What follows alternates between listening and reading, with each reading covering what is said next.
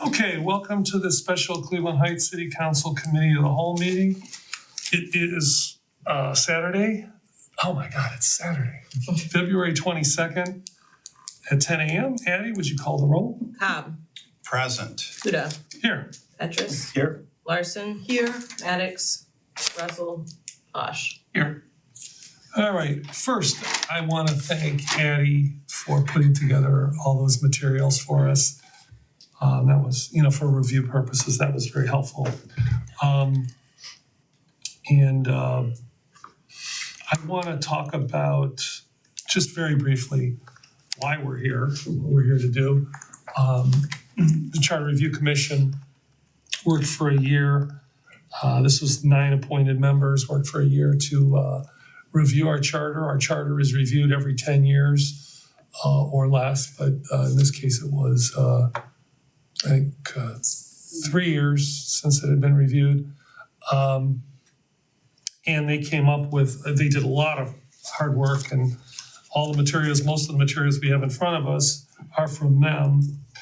And now council is reviewing the Charter Review Commission's work, and we're going to make recommendations. The law department will then look over our recommendations, and then our objective is to get it on the ballot in November of this year. Just to reiterate the timeline, we did change it slightly. We're going to try to finish this work next month.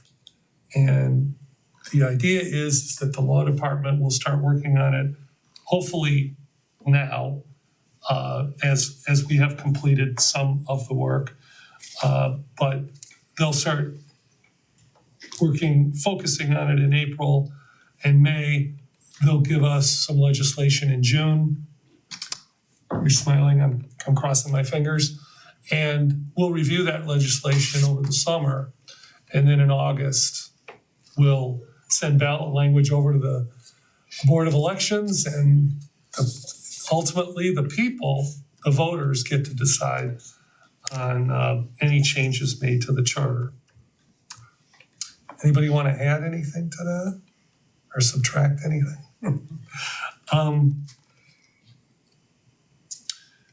The charter is the authority that we have in this city. And the legitimacy, I think what makes it legitimate is all this work that we do and the fact that there's agreement, between, council members and ultimately the people who vote on this. So that's where we're headed. The only question I have before we start working is, do you want to review what we've done now? I would personally like to just start with bucket number 2. And then maybe during lunch or during that time, we can look back a little bit to when the law director's here and just make sure that bucket number 1, which is the balance of power, that's the bucket that took the longest, understandably. And that we'd like the law department, I'm asking kind of this, and I'm saying it as a statement, but I mean it as a question. That's probably the bucket that they could get started on now, the law department. And, maybe we just to hand it off, maybe we just spend half hour just going over that during our lunch break. And just for right now, work on some new material. Is that okay? Go ahead. So just as far as protocol goes, there's really nothing I believe we as a council need to vote on before we get to the law department. We really vote on. Yeah, we won't vote at all. So we'll vote on something in mid-year once we get it back from the law department. That will go likely on the ballot in November. Yes. Okay, got it. Yeah, but we are going to make recommendations, and I am asking for consensus on what we send to the law department. Yeah, I think that it makes sense for them to start reviewing things now rather than waiting until we're done with our review next month. And because we started with bucket 1 and because it's so sizable, I do think that it makes sense for them to start there with the goal of having all 5 buckets, assuming that there's support for that, on the ballot this fall. The sooner we can do it, we increase our chances that the law department is able to do its work and prepare the language for the ballot. No, and I appreciate that. I would think the only pushback we'll get is that there are some interactive parts Mhm. in other articles that, will, when they're being reviewed by the law department, might have to change a little bit, but, I still think the lion's share of the work, especially on bucket number 1, could start now. We'll see when the law director gets here if he feels the same way. President Kudo? Yeah, sure. That makes sense to me because most of the items in the discussions that we had in Amendment 1 are ready to go to the law department. There are just a few in here where it seems like we need to circle back, so we could do that in half an hour. Yeah, I agree. Thank you. And if it takes a little longer, that's okay too. And before we leave here, Addie, let's make sure that we talk about what we're gonna do in March. And I'm not sure, I mean, we'll see.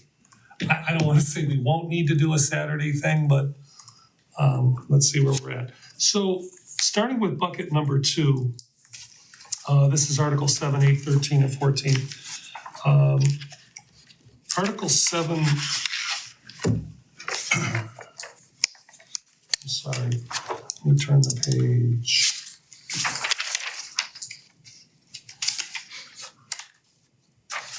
Okay, that's Article 6.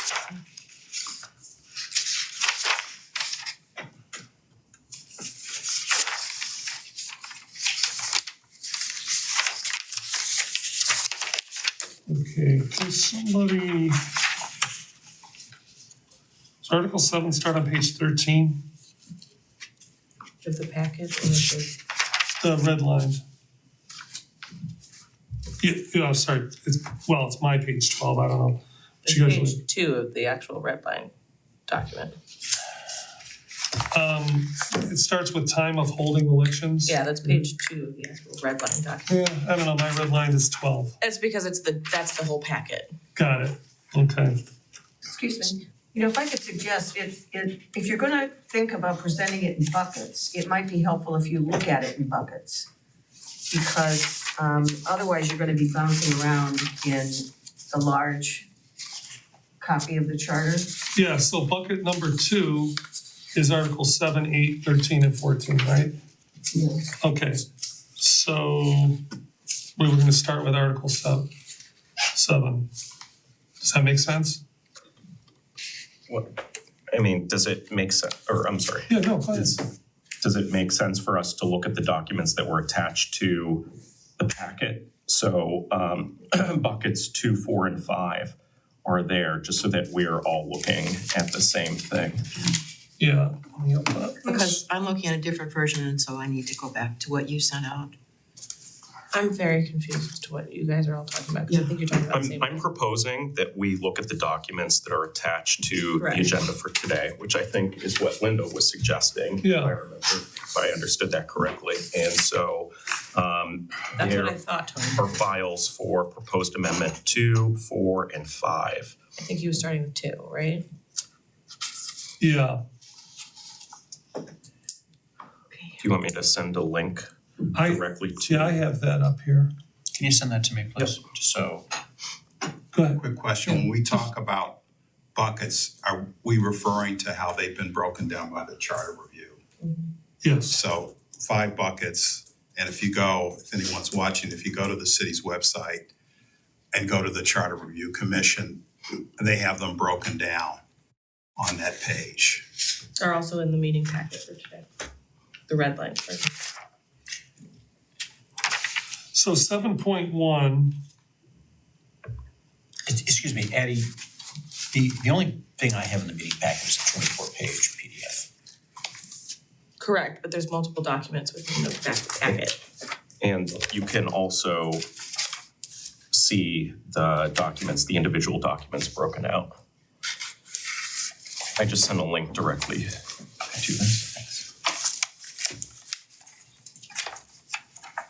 so 7.1, the time of holding elections, regular municipal elections shall be held on the first Tuesday after the first Monday. I mean, this is very standard information. Welcome, law director. Hello. You just came in. Thanks. So Bill, we're on Article 7, time of holding election. Okay. And we just literally getting started here. So this has basically just been condensed. And I had no questions about that, but by all means.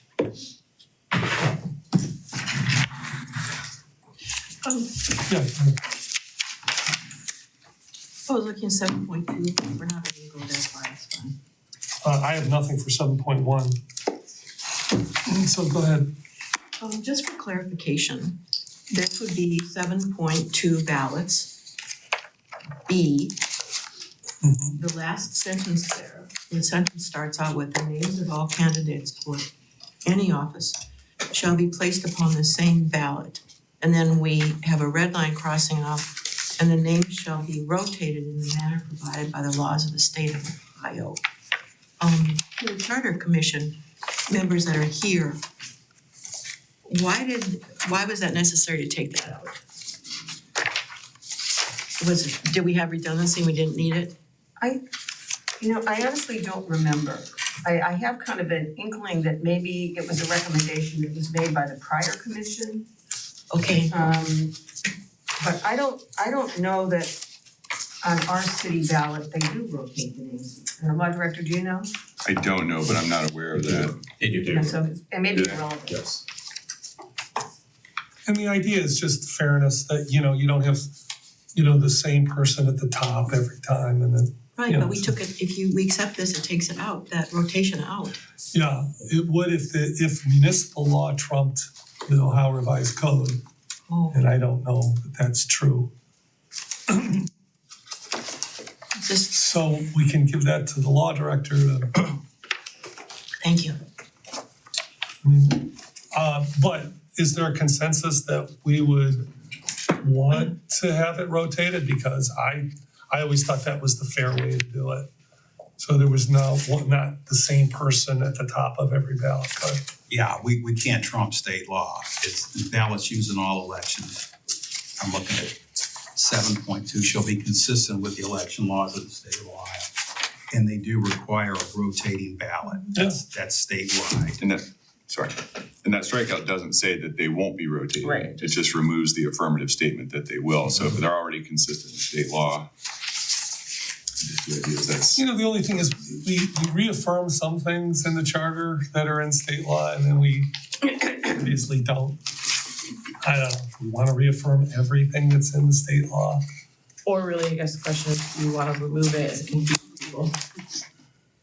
Like if it were to confuse people, if they don't necessarily know that state law provides that already, Yeah, and then you're changing this, that's just a thought. is that the way it appears on the ballot? No. I mean, any changes we make, are they redlined out like this? On the ballot, Yeah, No. okay, ballot question is much shorter. As if you think back on shall the first amended charter be adopted or shall the section 7.2 be amended to provide, it's just like a little explanation of the issue that the Secretary of State ultimately has to sign off on, but this red line is not there. even in the text of because I know the ballot language is just like one short paragraph, but So it would have to be in the polling place, and under our charter, it would have to be distributed to voters or published, but it's not on the ballot. So okay. How do you feel about it? I'm with Addie. I think, and I don't think I'm not sure everybody's aware of it because I did not know it until I ran, that there was rotation throughout the city. And it just seemed like a really fair way to present the candidate's name, so. I'd like to see it stay. Everybody okay with unredlining that sentence? And the names shall be rotated in the manner provided by the laws of the state of Ohio. I mean, if we do that, then that assumes that state law requires that they be rotated. What if state law changes so that they're not rotated? So I think I would say that the best language is something like, and the name shall be rotated unless otherwise provided by state law. So we're always following state law. unless state law gives like discretion to municipalities to say what they should do. And in that scenario, we would be saying that they should be rotated.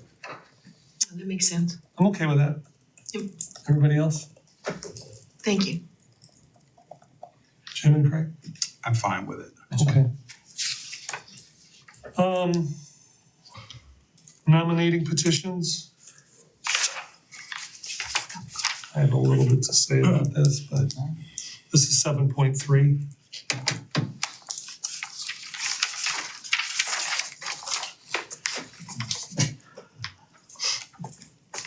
So I can start this one off. Because the sentence in the text says, in accordance with the following requirements, talking about the first paragraph under 7.3. I think letter E should start petitions for council must be, because you're saying the following requirements petition.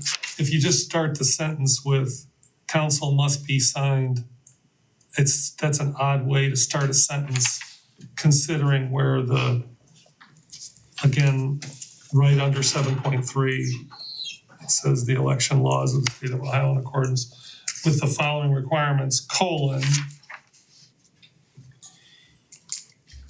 I think There's that's- a lot of cross out there. It's the redlining. Yeah, it's Yeah. E is crossed out, and that's what the text you're describing is part of B.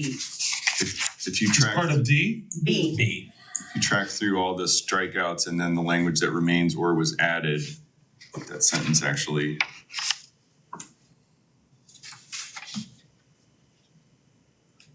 is not truncated in that way. I'm looking at the compare. Oh, okay. All right, is everybody okay with 50 signatures? 50. Yeah, that's what they're suggesting in 7.3B. I'm looking at 300. No, it's I'm 300. looking at 150. I see Wait, for 300. mayor or for council?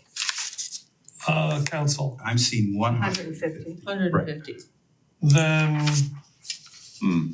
what is it next to council must, it says letter E, I mean, part of it is crossed out, it's council must be signed by 50. I see. 150. I see council shall be signed by Okay, what, 150 electors of the city. So this red line does seem to say 50. I'm looking at the red line that says 150, which is. Tony's got something completely Same here, different. I'm looking at Did- one that says I mean, 150. I just assumed that what I was writing notes on in the beginning was the same thing that we have now. That's the version that I'm looking at, Tony, as well, so apparently we need to be looking all the same. Talks about I 50. didn't think any of that changed. That's original. That's what we got. Maybe it was a draft. So the red line on the city's website says 150.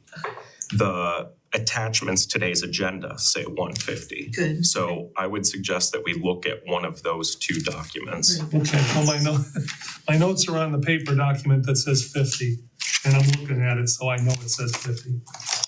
For the Okay. Charter Commission, we had this discussion when we had that public meeting too. The people were concerned about it going down so low, not having to remain as high as it is, but not high, 200 and some, but final analysis, did you decide that 150 was best? Yes. Okay. I'm okay with that. Initially, we suggested 100 for the mayor, 50 for council, then we got comments, and we reviewed it again, and our final recommendation was 300 for mayor and 150 for council. I don't think that's enough. I mean, it just seems to me that, these are big positions with lots of responsibility. Part of the issue is making sure, I mean, when someone's out there collecting signatures, they're in campaign mode. I'd much rather someone that's coming in to fill a council seat has adequate time to get in the community, prove that they were in the community, understand the needs of the community, I mean, if it's 150, you may just go around in your own neighborhood and collect 150 signatures, or maybe have helpers go in a couple selects. You know, I think this is something where you need people, you know, visiting all neighborhoods. I mean, we can't put that in the charter, but I think the higher number ensures the fact that someone has actually gone in and pretty much canvassed a good part of the community to get their name on the ballot. So I would like to see these numbers doubled. Not sure about the mayor, maybe keep the mayor at, I think 300 is a good number for the mayor. I think 300 is a good number for council, but that's my own opinion. Anybody else?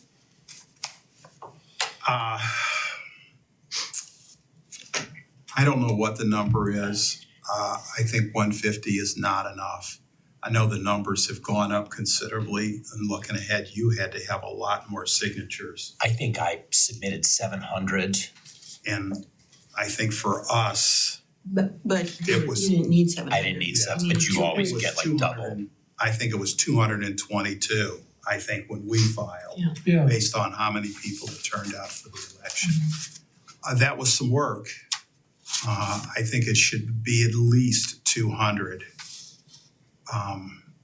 well, the rule of thumb is you gotta get at least twice as much as, you know, you want, cause it's valid signatures, that's really what we're talking about. So when we say 200 signatures, let's just say, for instance, we're actually saying you gotta go out and get 400 signatures. I mean, I've seen people try to do it, like, you know, cut it real close and get knocked off. That's happened in our school board race twice. And it happened in one of the races. 2021 city council. Yeah, okay.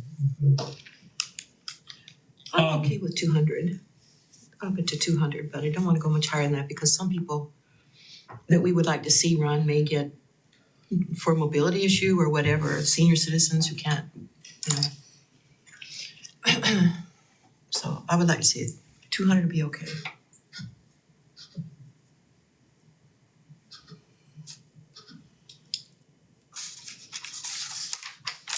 Other thoughts? I guess I do like the idea of putting a specific number in here so that it's clear, so that it's not something that could change. Yeah, Yeah, but with regard to the number itself, I do think that it should be a substantial number so that people, you know, show a real commitment to going into the community, hearing from folks. If you're gonna get in this, you need to be aware that it's a substantial time and commitment. We're here on a Saturday working for many hours, so, you know, I don't think that it's too hard or too much of an ask to ask for 200 or more signatures personally. But I don't have a strong preference with regard to the actual number. Is there a specific number? Well, I think the minimum should be 200 is 225, another number to consider, which is where it was 4 years ago based on the voter turnout percentage. Now it's up significantly. What did you need, 300? 359 currently, at the last time.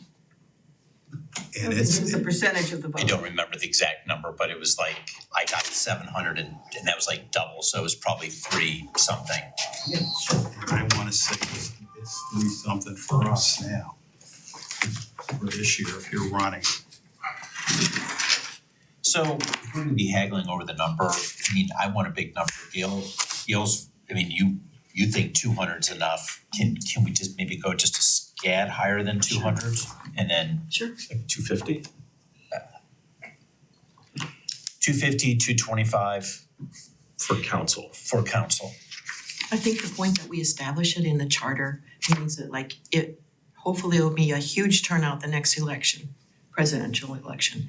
Then we've set it in stone. I think that's a really good concept to have for people and anybody that's running as a candidate. if we go 225, we're at where we were, Right. you know, Yeah. and that seems to be okay with everybody. Or did you say 250? He said 225 or 250, so if everybody's okay with 225, wanna just go with that? That What seems. about for mayor? I think the reasoning is really good. If you can't do that, you might not be able to do this job. You might not have time to do the job. You might not have the commitment to do the job. What about for mayor? It says 300. Do we like that number?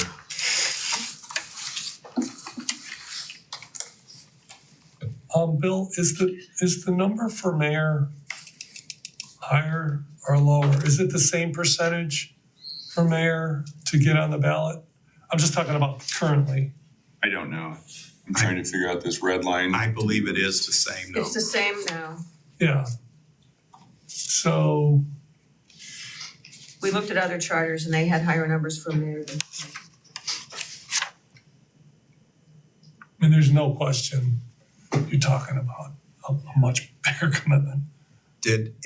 Linda, did any cities you look at have a number less than 300? It says here that there are several that relied on the state law default, Which is 50. And 50 is what it is for Some Congress. cities used a percentage, 2 or 3%. One used 300 for council and 600 for mayor. I know. And one relied on state law default, which is 50. I'm okay with 300.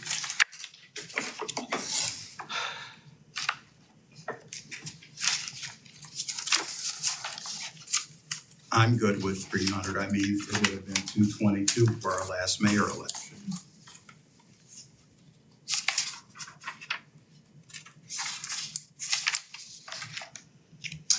All right, if hearing no objections, we'll just consider the consensus 300 for mayor. So there's some law that currently that says that you can only sign a certain number as a signer of petitions. Do we want to address that? You know, The draft takes that away. The draft eliminates that. it's just eliminated. I'm for taking that away. You know, I think you should be able to sign as many different petitions as you want. If you want everybody on the ballot because you think that's what would make a good race, you should be able to do that. Just so you know now, you cannot. I mean, it's 3. So, Is that the same with the mayor too? Is it currently or just council? It's any position. Any position? Any Yeah. such position. yeah, you wouldn't want to limit people on I that. agree. I think it's a good thing they've taken it out. I don't, Yeah, the language currently is no elector shall sign more nominating petitions for different candidates to a particular office than there are positions to be filled for that office. And if you sign too many, then the first ones you sign count. But a lot of people don't know about it and it's kind of confusing. It's hard to explain. well, and then the Board of Elections has to look at, I mean, that's just a pain, you know? And then you're disqualified on everything. I mean, you know, you as the candidate, you don't know who signed what, so you're not even aware that you're going against the charter when you're passing out your petitions, so I'm glad to have that removed. 7.4 is called acceptance. Any person whose name has been submitted by candidacy shall file an acceptance of candidacy with the election authority. 85 days. Let's see that.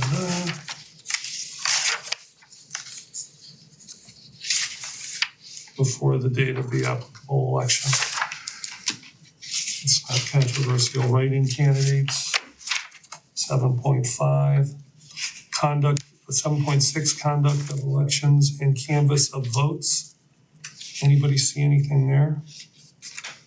I don't Wait, think, that's not in the bucket. 7.6 is not in the bucket. Oh. Go to 7.8. Yeah, I know 7.8 is not. I know 7.6 wasn't. Okay, anything else on? I like the way that that the commission expanded the language in that section, so, For removal. yeah. No, Red and painted. Oh, so All right, gonna go Article 8.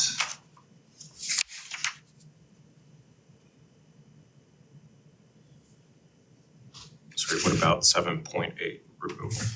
Well, 7.8.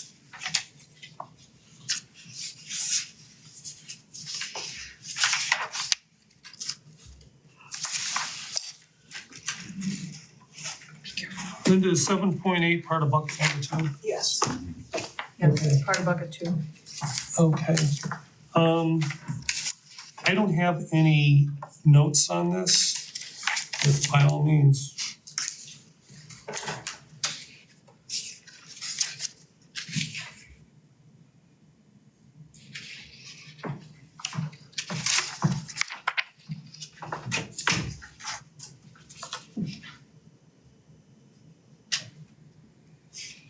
I'm glad it's a supermajority, five members of council.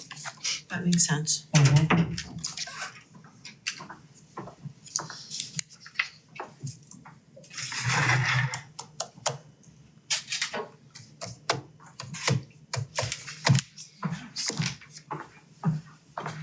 Do we need to contemplate a scenario where there may not be 7 members of council?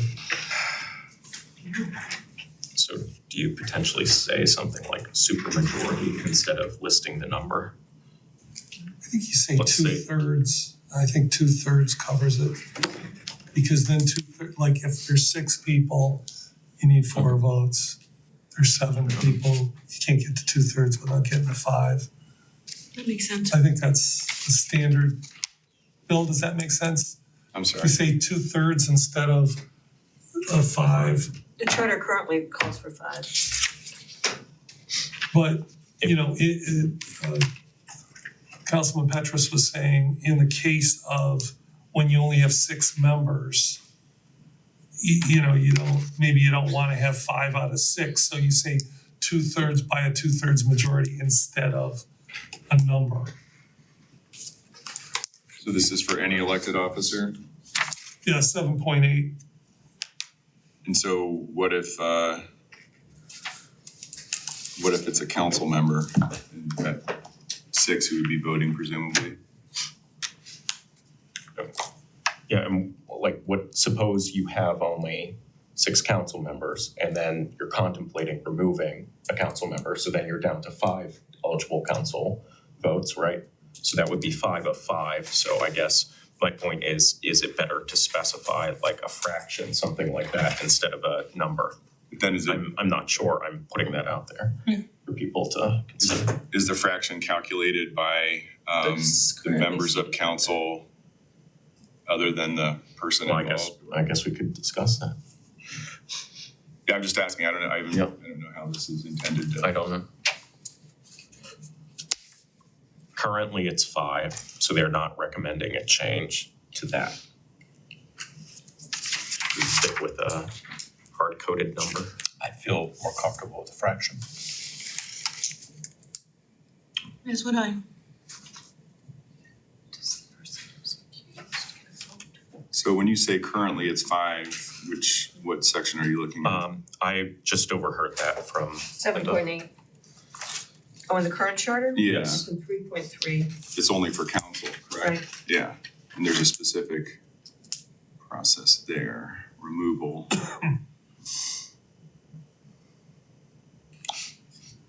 Five members, yeah.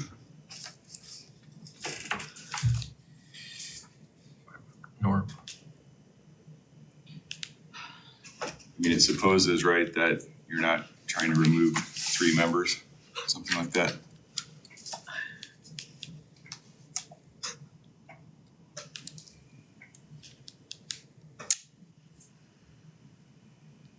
Well, I think the purpose for a supermajority is that it's obviously a pretty dramatic step to take, and it's not taken often. So it should be pretty extraordinary circumstances that would justify removal. And with regard to an elected official not on council, and because I think that logic is correct, you know, you wouldn't have issues of whether anyone on council could or could not vote. Accused does not vote. I don't think this provision speaks to that. Yeah, this doesn't speak. But there are provisions out there in other communities that do. I didn't know if you guys had collected any of those. It's a good question. Well, we looked at, It's not uncommon to. we looked at other charters. Just assume.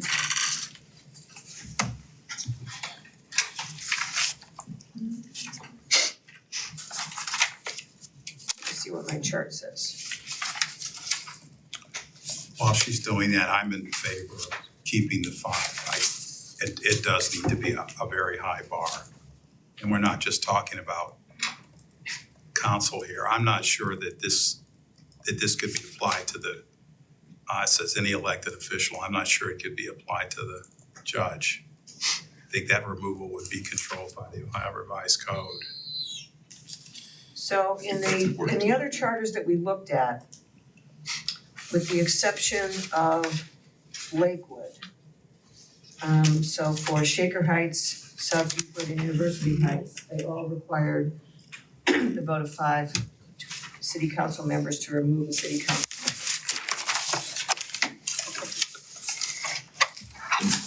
There are some that in that city council context expressly exclude the person who's sought to be removed or whose removal is sought. Yeah, I don't have any notes on that though, so Yeah. I can't speak to that. But if it would be helpful to council in kind of parsing this out, it should be easy to pull together the ones that Linda mentioned and find some others as well, if that's of interest to council. I would like to see a couple more examples, yes, please. You can look at the question about the judge as well. Yes. And then I guess also whether someone who is potentially being removed, whether they should be included in the vote, Right. as other organizations specify, but it's not specified here. Right. Because I could imagine that being like an actual issue. Let's say that council wants to remove someone. Well, should that person vote? Well, the language isn't clear. I think in the absence of an exclusion, then they would vote. Right. And note that the grounds for removal are pretty narrow. It's somebody who no longer satisfies qualifications, so they moved out of the city, for instance, or they violated ethics laws. So it's a very narrow range of justifications for removal. So you want to return and revisit this Please. based on some information that we need? And I take it that, is there a consensus on whether we think the accused should be voting? I think that's why we were gonna collect some other samples to look at. Okay. Can I ask a question though? Because on that, I'm now somewhat concerned about red lines. I even went down to my office to grab more red lines. But the synopsis that Linda just mentioned was for qualification, but I'm looking at language on this document that says council may remove any elected officer, including council members, for failing or ceasing to possess any other qualifications established by this charter for that office, or for conviction of an illegal act listed in section 10.3D. That's prior draft. Yeah, that's not the one that we, Okay, so I was gonna try to get this up here, but I can't find my mouse. because I also found another one with the 50 in it, and I was like, all right. That So was a could prior we reach a draft, and after we consensus got on what we're going to input look after at? one of our public meetings, we revisited it and focused a lot harder on following state ethics laws. And we felt that having that list of different reasons was just too cumbersome and So I think a couple of you guys are probably looking at that draft. The copy that is in your packets and is posted online It's current. is the final sent from the Charter Review Commission, the final version. Okay, No, I appreciate that. It's just that I wrote my notes on the paper version, so likewise. I have them both up. You know, Can I ask a question along, like an administrative question? Would it be possible to compare the sort of final red line in that, is it May 16th versus the subsequent final There probably already is one. Okay. And I'm not even sure that I would have saved a draft because I just had But to Lee, find I'm it. We have sure them Lee all. prepared a draft of that for the Charter Review Commission. Okay. And I don't remember whether we distributed it outside the commission, but I know it exists. Okay. Because one way or another, that might help you deciphering your notes as well as me and anyone else has been playing along at home.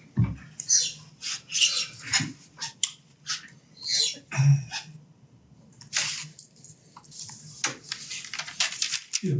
So if you're looking at a different version for your notes, are you okay with the way it is right now? Which one are we talking about? The final, 7.8 removal? Or you want more information? It's the same, the Okay, 7.8. Well, okay, The grounds for removal are what? no, it's different. Just looking at it. I'm gonna pull up the version from the packet. I mean, it's still 5 of its members 10 days before the hearing. It, just puts in addition ahead of council may remove any elected official.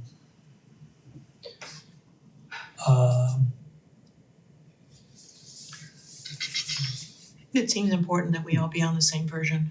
I'm looking at both. Okay.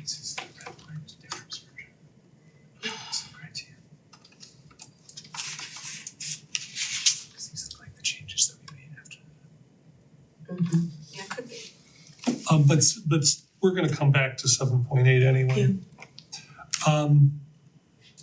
So, next is Article 8, which is initiatives, referendums, recall.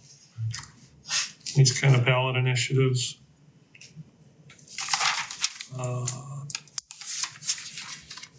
Key provisions here, electors of the city equal to at least 5% of the total vote cast in the proceedings. 10%, Pardon?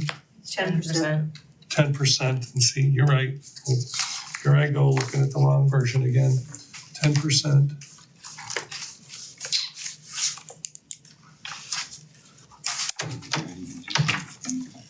Be on a swivel. No, but I can send it to you. Or maybe on the website, right? Probably, but I'll send it to you. Are we able to put it on the screen? I would need to get a new keyboard and a new mouse. I'm trying to. The mouse is missing, so then I have to switch out everything. So if you have the Charter Review Commission report, there's a chart that shows the numbers for votes needed for each of these things. You might find it helpful to look at that. It's on page 21. 21. It looks like this. This was an old chart.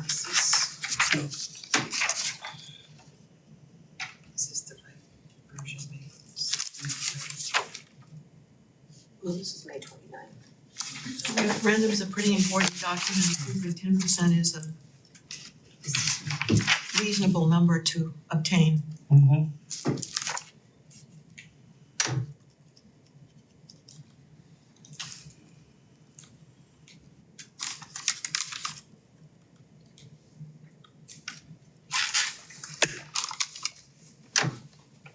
Let's see.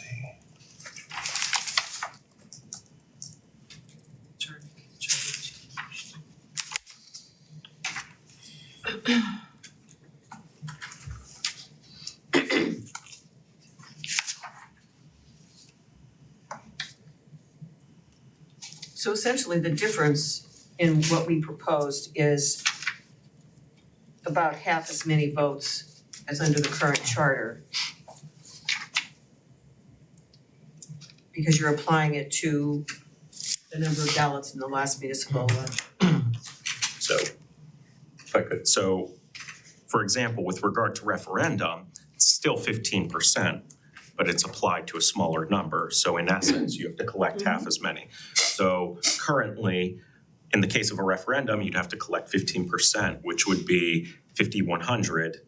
And while they're not proposing a change to the percentage, the number of eligible votes that you take that percentage of equates to 2,500 signatures.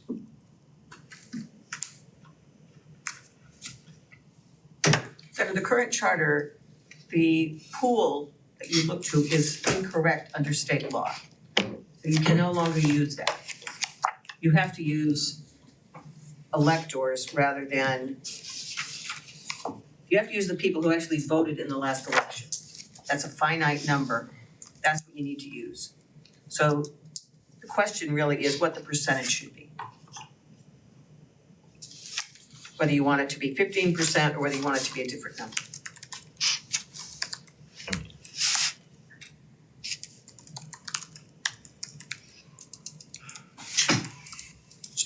And just go ahead. Yeah, so Linda, the other charters, like with University Heights and South Euclid, it look like this between 5 and 10.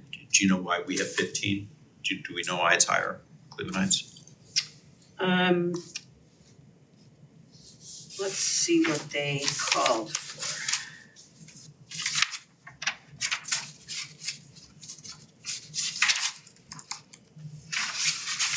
So She had 10 in Lakewood the uses original draft. 5% for initiative, 10% for referendum, 15% for recall. And South Euclid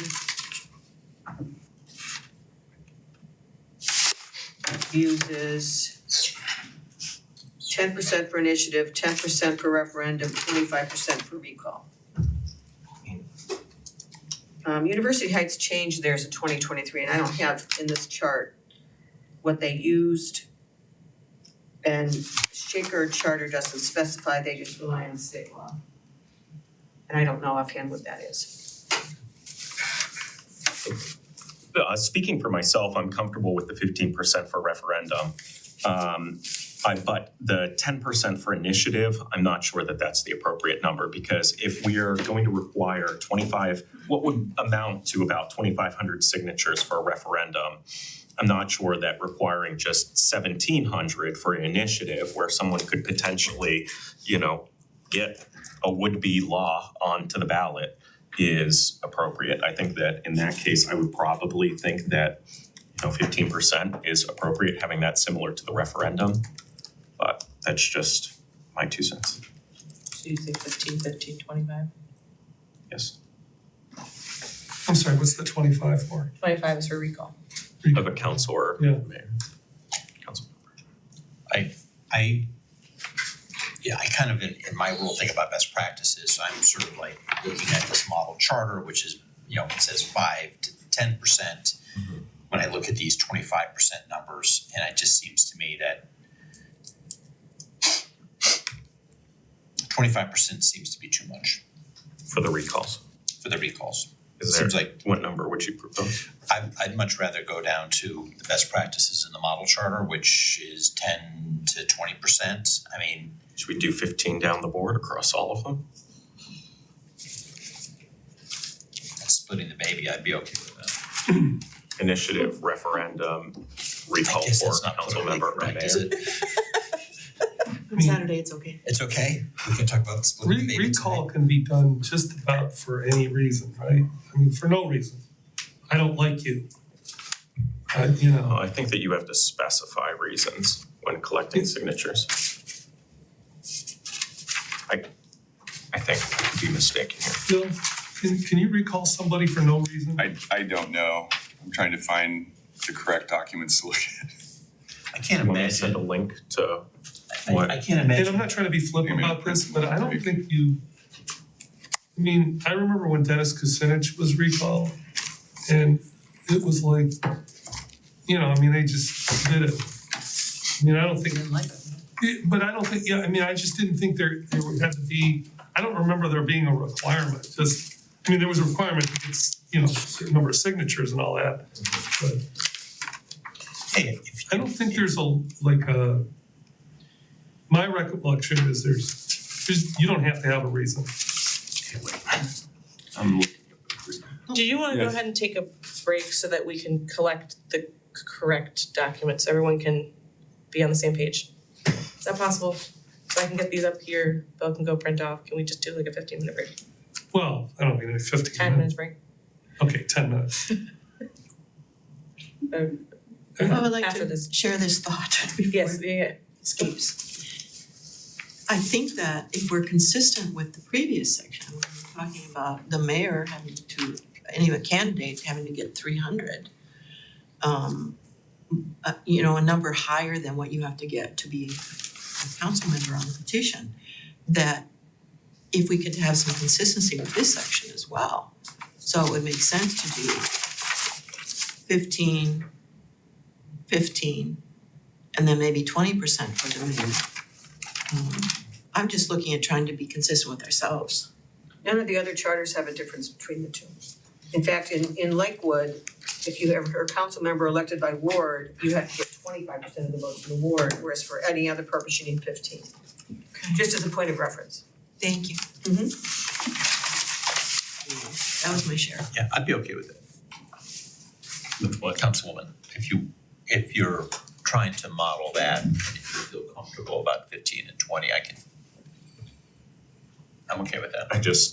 I mean, if we're being consistent, if the question is consistency, to get onto the ballot for mayor, someone would need just 300 signatures, but we're talking about a scenario where you would need, based on what was proposed, 4,300 signatures to recall a mayor or council member. So I kind of like your suggestion of something, you know, that's within the boundary of what the other nearby cities have. Something, because 4,300 seems pretty high. That seems unlikely that anyone could realistically collect those signatures.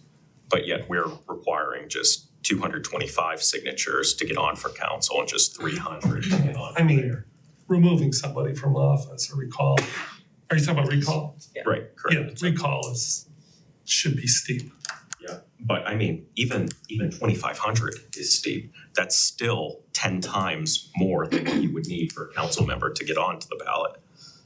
True.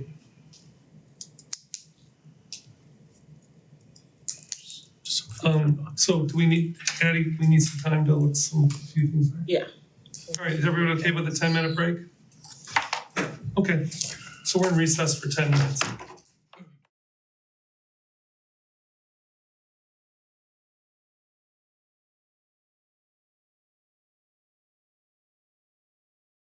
In the report. Okay, welcome back to the committee of the whole.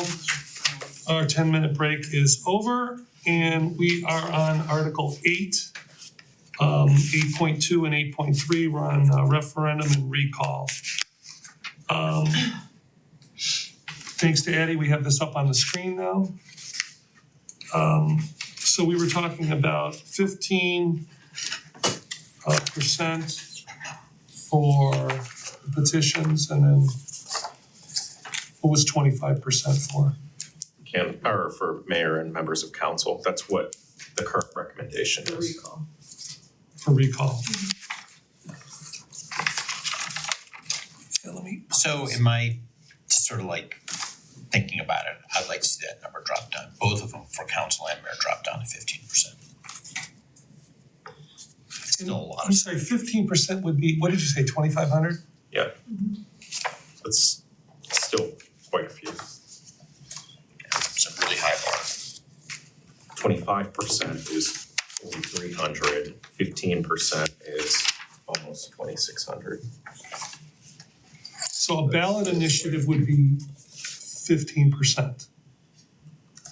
As of now, the recommendation is 10, which is about 1,700.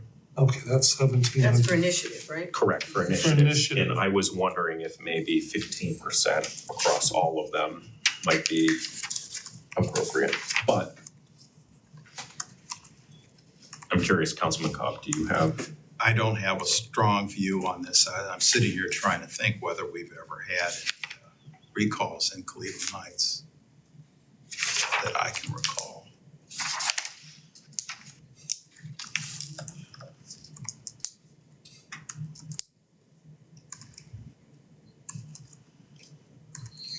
Just gonna see.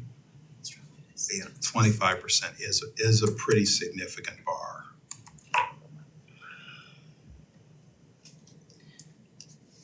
But at the same token, it is a big deal. I mean, Yeah, it's a, would be highly controversial, so. Is it important that we make sure that a larger proportion of the electorate who voted in the last municipal election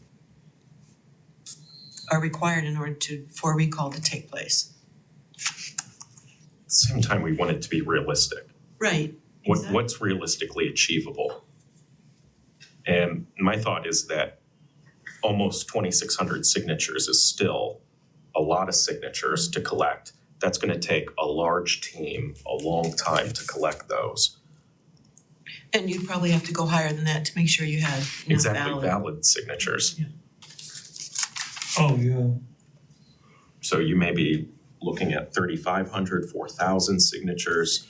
That's gonna take a lot of time. Well, I'll just give you an example. On the ballot initiative in 2019, we had 1,000 bad signatures I mean, if you to get the charter amendment on think the ballot. 15 signatures in an hour is a pretty decent rate. And if you do 4,000 divided by 15, that's still 260 hours worth. So that's you working full time for 6 weeks Yeah. to collect those signatures. That's at the 15% threshold.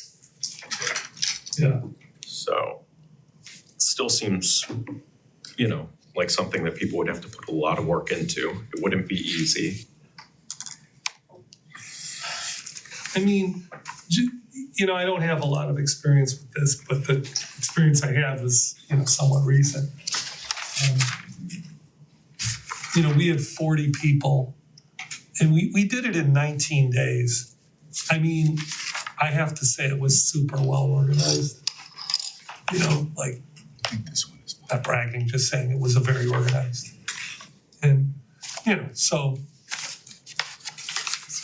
And it was achievable because there was collective enthusiasm for it. There were a lot of people on board with the idea. right, And so if there's an idea that you don't have broad consensus for, I think that 15% or 2,600 people, which like we talked about, you probably need 3,500 or 4,000 signatures, would probably be a high enough barrier to keep out ideas that are not popular.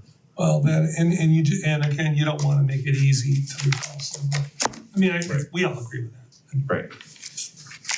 Restated. So 15 or 10,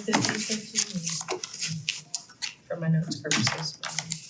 I mean, 1,700, this is something that I actually have a bit of a stronger opinion on. Like, if there's a piece of legislation that happens to not be very good, that someone wants to get onto the ballot, as of right now, the recommendation is 10% or 1,700 signatures. So 1,700 signatures, valid signatures to get something that's potentially not good onto the ballot. That is something that I do think should be increased a little bit, but And Linda, what were the similar for ballot initiatives? What percentage were the? 5 to 10% in the other cities. So Lakewood had 5% for initiative. Let's see which city this is. South Euclid had 10% for initiative. I don't know what they changed it to in University Heights, I don't have that information on my chart. And Shaker just refers to state law, so I don't know what the state law requirement is.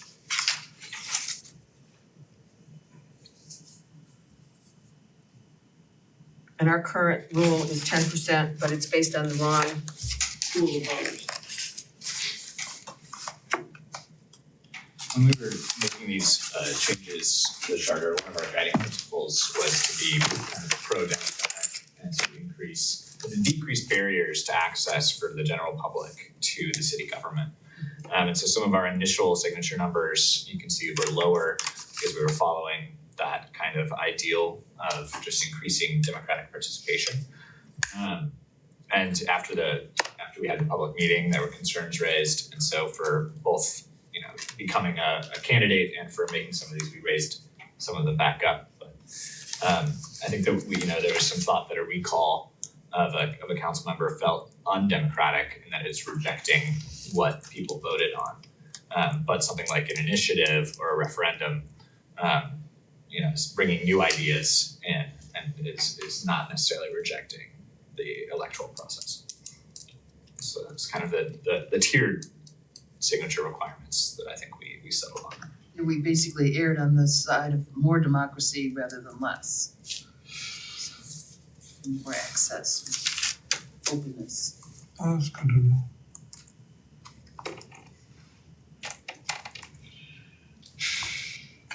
I mean, I'm okay with the 10% on the initiative.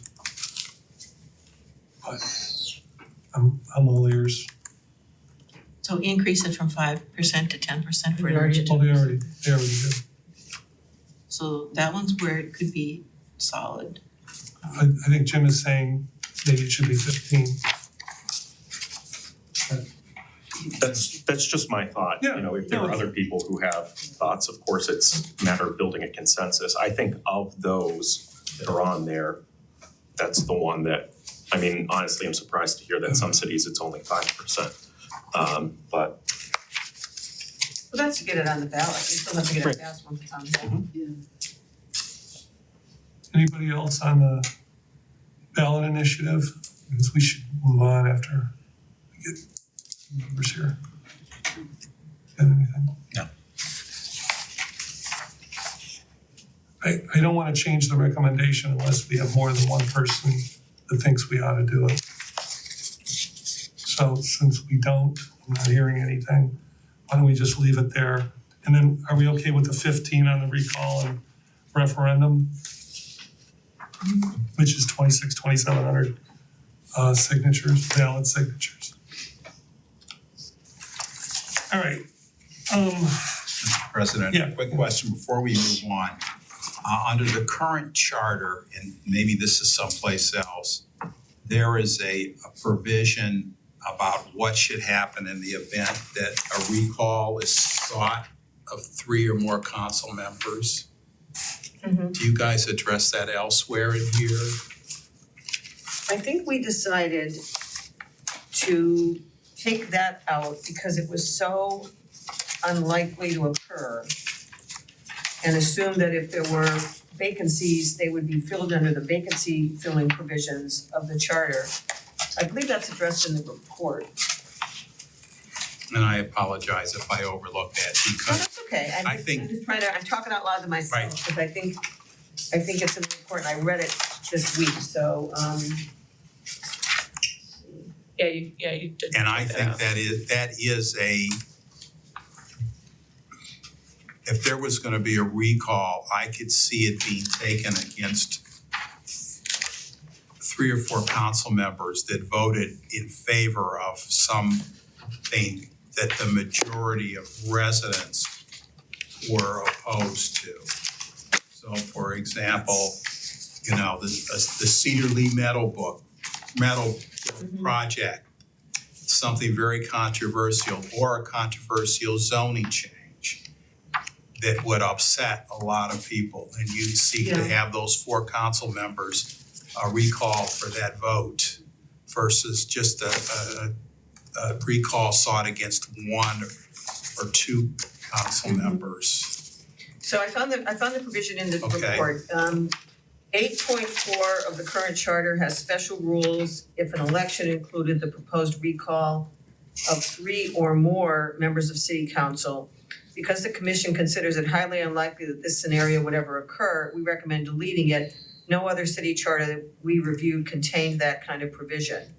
If an election ever determined that 3 or more members were recalled, the remaining city council members would appoint new council members using the procedure in section 3.3 of proposed article 1.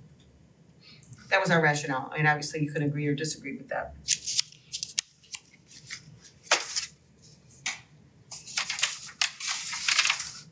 Okay.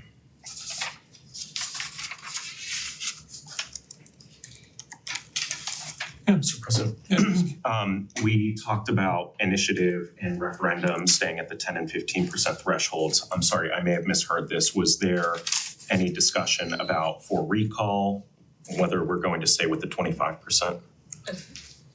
I thought it was the 15, I thought Okay. we had decided on Okay. 15. so 10, 15, 15.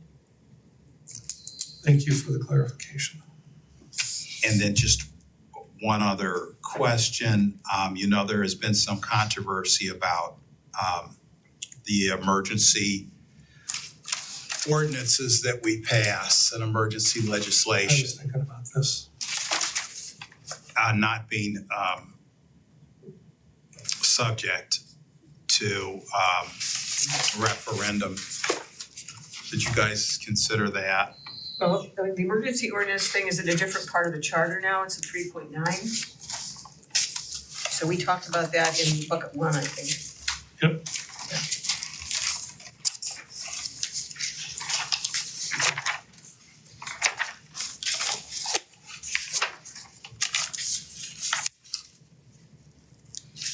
So I think it's essentially, what's in 3.9 is essentially what's in place right now, which is that there has to be a supermajority vote of at least 5 members, and the specific reason for the need to declare the emergency has to be separately set forth in a section of the ordinance or other measure.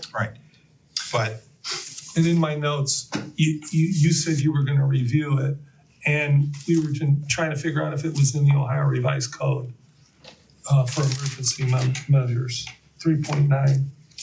okay, So I got some homework to do. I don't think we did it, but Well, before I do that, is there some appetite to make these emergency measures subject to referendum? So many of them are emergency measures. well, I think that's his point. That's been the criticism, not just of us, but Right, of all but- city councils. Will that change so we don't have, that's not relevant any longer to exclude emergency measures? I don't see that changing right now. I don't know. Is that dangerous to make all emergency measures? I think the reason that those things are joined, immediate effect and not being subject to a referendum is because if there's something that's important to the point where it can be reasonably described as an emergency and specifically called out as such, you don't want it, it would also not be immediately effective then, because then you don't have an emergency. So you're either not doing emergencies or you are. Does that make sense? Because the Yeah. 30-day period is the period of time where people, if they're unhappy, can go out and collect signatures. And if it takes effect before that happens, either it's moot or you've got kind of bedlam. I mean, for instance, if we were gonna the purchase of vehicles or something, and there was something, a time commitment there where something was gonna expire, the city goes out and spends the money, and then people could still, what will we do? Be like, oh, we'll sell them back if, yeah. So it may raise a question about whether council wants to, and I'm not suggesting it's not carefully considered, but it's always reasonable to take a close look and decide, is this something that we need to do on an emergency basis? But I think that those two things are joined at the hip. If you do an emergency. I really think we have to take responsibility for this. I mean, that's what it comes down to. Yeah. I've had talks with the administration about getting things to us within enough time, but then at the end of the day, we get to say yes or no. And then so I don't wanna just punt that to the point where we're stop us before we pass another emergency again. It is up to us. And I understand the concern about not allowing the public. We should create a scenario where the public has the opportunity to do that as much as absolutely possible.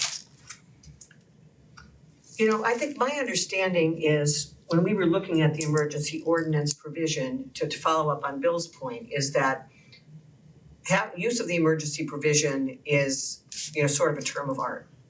And it often is used for things that you need to do right now. Example, suppose that there's a proposal for approval of funding to fix the garage, and that's gonna come up as an emergency measure. Do you wanna have to wait 30 days for the referendum period to pass or something like that can become effective? I mean, so I think you're right, President Kuda, that you know, council can and should be judicious in whether it wants to pass things on an emergency measure basis.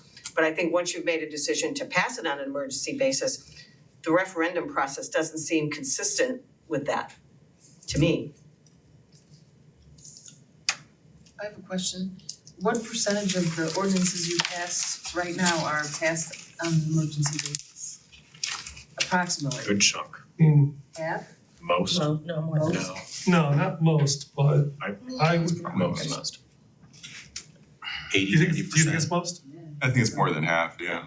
No. So that would basically make referendum proof everything you do. Or 80% of what you do, or 75% of it.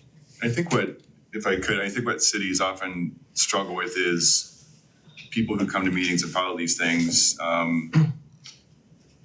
study it, come to understand it, and they recognize that it's immediate effect and not subject to referendum, and it seems like, oh, we're being deprived of something, and that's true in a sense.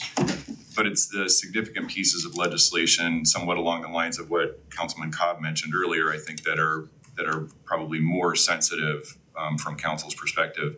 If you've got routine contracts, acceptance of grants, things like that, you could have all those done in a non-emergency basis, and then the city is sort of stuck in a time loop, where you have to, if you have 2 readings and don't suspend readings, that's in Cleveland Heights the rule. Otherwise in the state it's 3 readings. And then 30 days to take effect, you're looking at a minimum of 2 months before you can move from, hey, we should do this, to when you can actually do it. And then you have people saying, gee whiz, why can't you operate more like private sector enterprises? They don't wait around like this. That's true, they don't. So I think that's the balance that council has to work with, and it shouldn't be abused. But I feel like it's important also to use the emergency language when it's appropriate to do it, so that the city can accomplish for the residents the things that need to be accomplished. Well, there's no question this falls into a few buckets. I mean, there's stuff that the administration could have done in a timely manner but didn't. There's stuff that comes up at the last minute and, hey, we really need you to do this now. We don't have to do it, but we probably should. And then there's the stuff that development deals and so forth that usually get stretched over a good amount of time and should, and they're not passed on an emergency basis, and the public does have a crack at it. But or they're stretched over a good amount of time, so they are past this emergency because there's already been 2-3 months in the past. that is another bucket. You're right, that absolutely happens.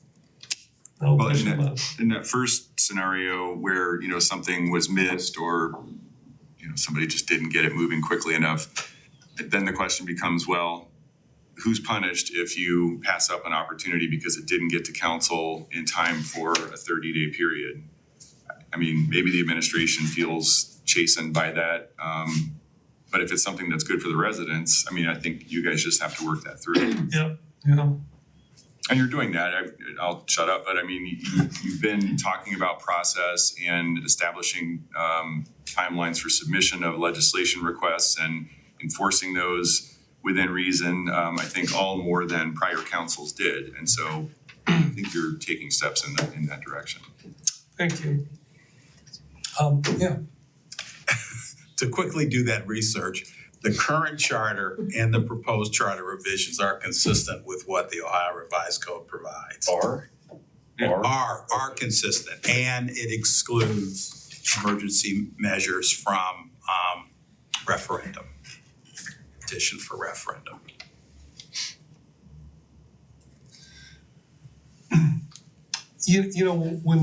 When we have our meetings for the agendas, let's make that a topic for, you know, I mean, cause that's where it starts. It starts when the leadership meets with Addie and the law director, and we're hearing for the first time, here's what's gonna be on the on the next council agenda. And that's where we have to be, you know, that's at least the starting point. And then maybe, I don't know, you send out an email saying, I see, the thing is, everything's preliminary at that point. Go ahead. You have that memo, which we're supposed to have with each piece of legislation, sometimes we don't, that says, is it necessary for this to be an emergency measure and why? Sometimes it gets filled in, sometimes it doesn't, but I think what you're talking about is awareness.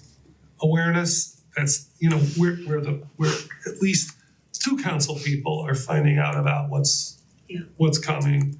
And then Addie, you know, maybe just chase people a little bit more on the memo thing. Because we should, if they don't have a rationale, how are we gonna come up with one? You know what I mean? No, I know, but I'm just saying, here's what we can control, and then there's stuff we can't, but we should control what we can. All right.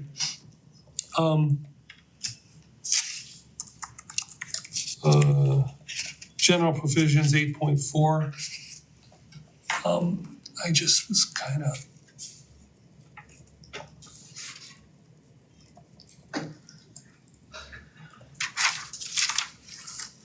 Wait a minute. Yeah.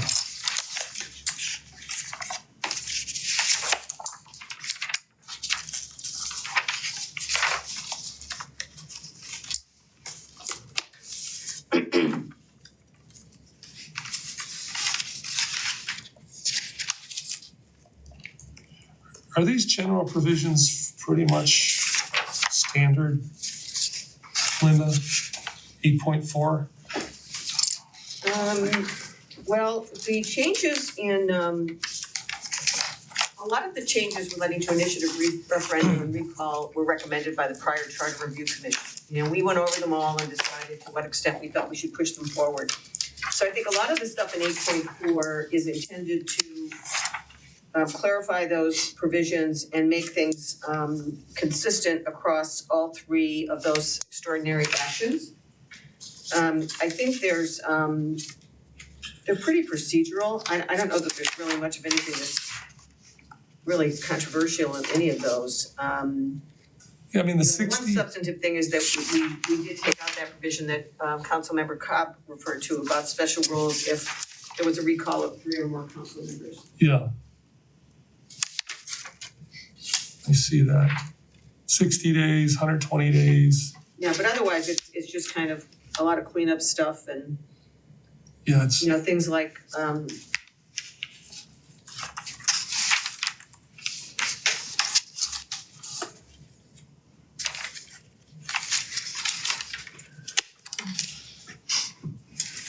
for instance, we added a provision that if you have a recall petition, it has to specify the name of the person and why you're recalling them. That's kind of basic stuff. It's not really controversial.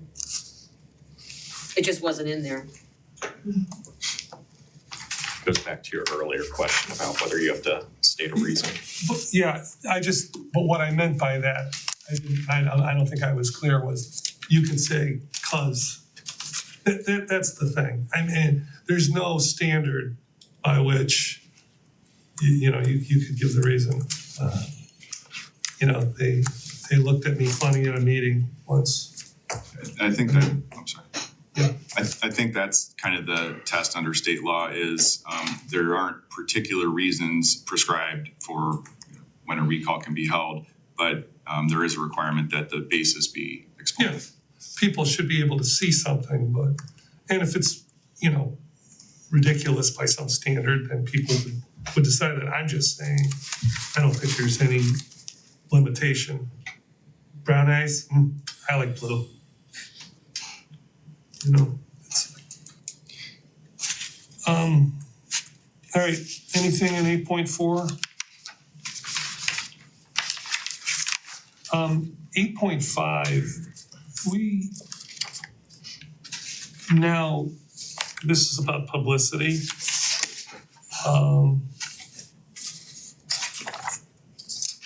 We've changed our practice. Addie, is that correct? Sorry, what? 8.5. So, you know, when we, how we publicize. Yes.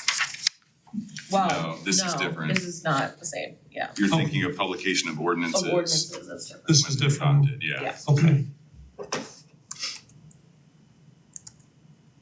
Well, whether, Specifically publication relating to initiatives, referendums, or recalls. Right. my bad. And the real change here is that currently the charter lets the city choose whether to provide notice by regular mail to registered voters or by publishing it in the newspaper. We propose that you do both because I these see actions that. are all so significant. And then secondly, we changed the deadline. Currently, it says you have to give the information at least 30 days before the election. We made it 40 days because of early voting. Because we thought people should have the information before early voting starts. The choice of method issue is typically impacted by cost considerations in the city. So, which is not pro or con these changes, but just keep that in mind.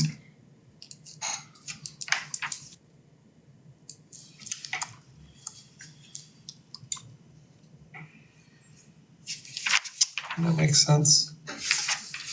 Now, you definitely have cost considerations and also accessibility considerations, depending on whether you think the population that you want to see the information, you know, if you put it online, do they have access to get to it online? You could post it in lots of places around the city so people have an opportunity to get it, but you know, then they have to go to the library to read it, or they have to go to City Hall to read it.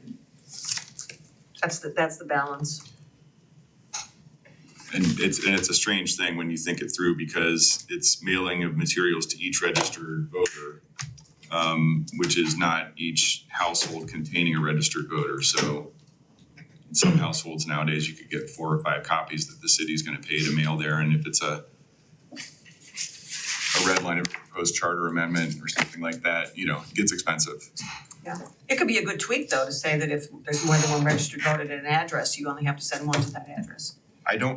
Well, for these, you probably could do that, yes. Not for charter amendments. I mean, I hate to see paper wasted. I mean, I think most people do. Just. Yeah.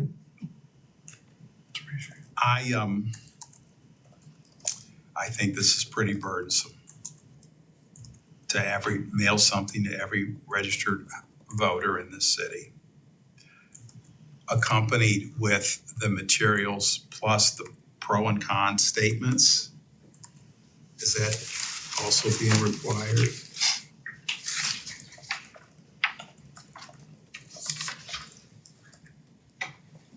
The pro and con statements are short, though. And, They're 500 words. you know, given the proliferation of social media and the city's web pages and our publications, is that a better alternative than it going into the Sun Press, which is essentially the only local newspaper that's printed weekly? I don't know, I'm just tossing that out there. Because I know of I know of a number of folks that are not on computers at this point. I still would like to see that paper copy go out to individual households with, if we could change that language so it's not every elected or every voter, to make it more realistic.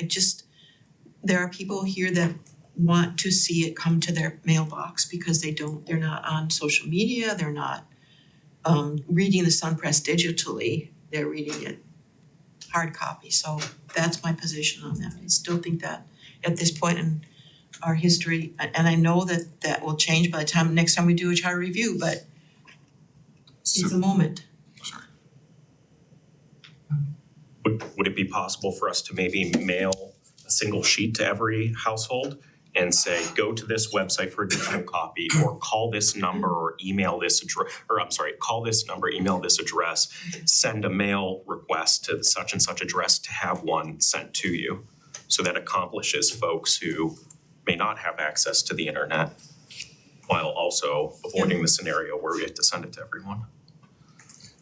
And I was thinking about whether you want to require that in every case, like, you know, your point makes perfect sense. Future council may feel differently, and if technology changes, it may be less important, but if this language mandates both, then you've got to do it in order for something to be effective. If you have the either or, then potentially Councilman Petrus's suggestion, you don't need authorization to do that. You can send out something, you know, just notifying people of the fact that there's an issue on the ballot and pointing them to places where they can find it or request a copy. And we know that if people get too much paper, They won't they look at it. don't look at it, so that makes a good sense to me. All right, we have consensus on that? Yes. And so the consensus would be that it would be alternative, either one or both would be Yeah. acceptable. Petrus said.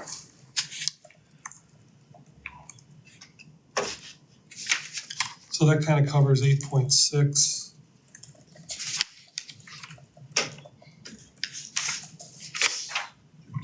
Uh, 8.5. well, but the same for statements in support and opposition, right?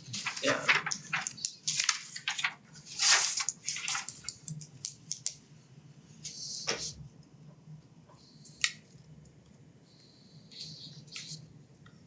See, they lengthen the words. Just, you know what? Let me look at both. 8.6.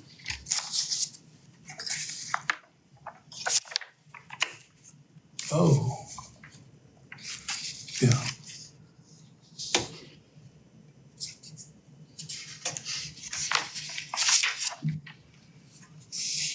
Yeah, this one they didn't change.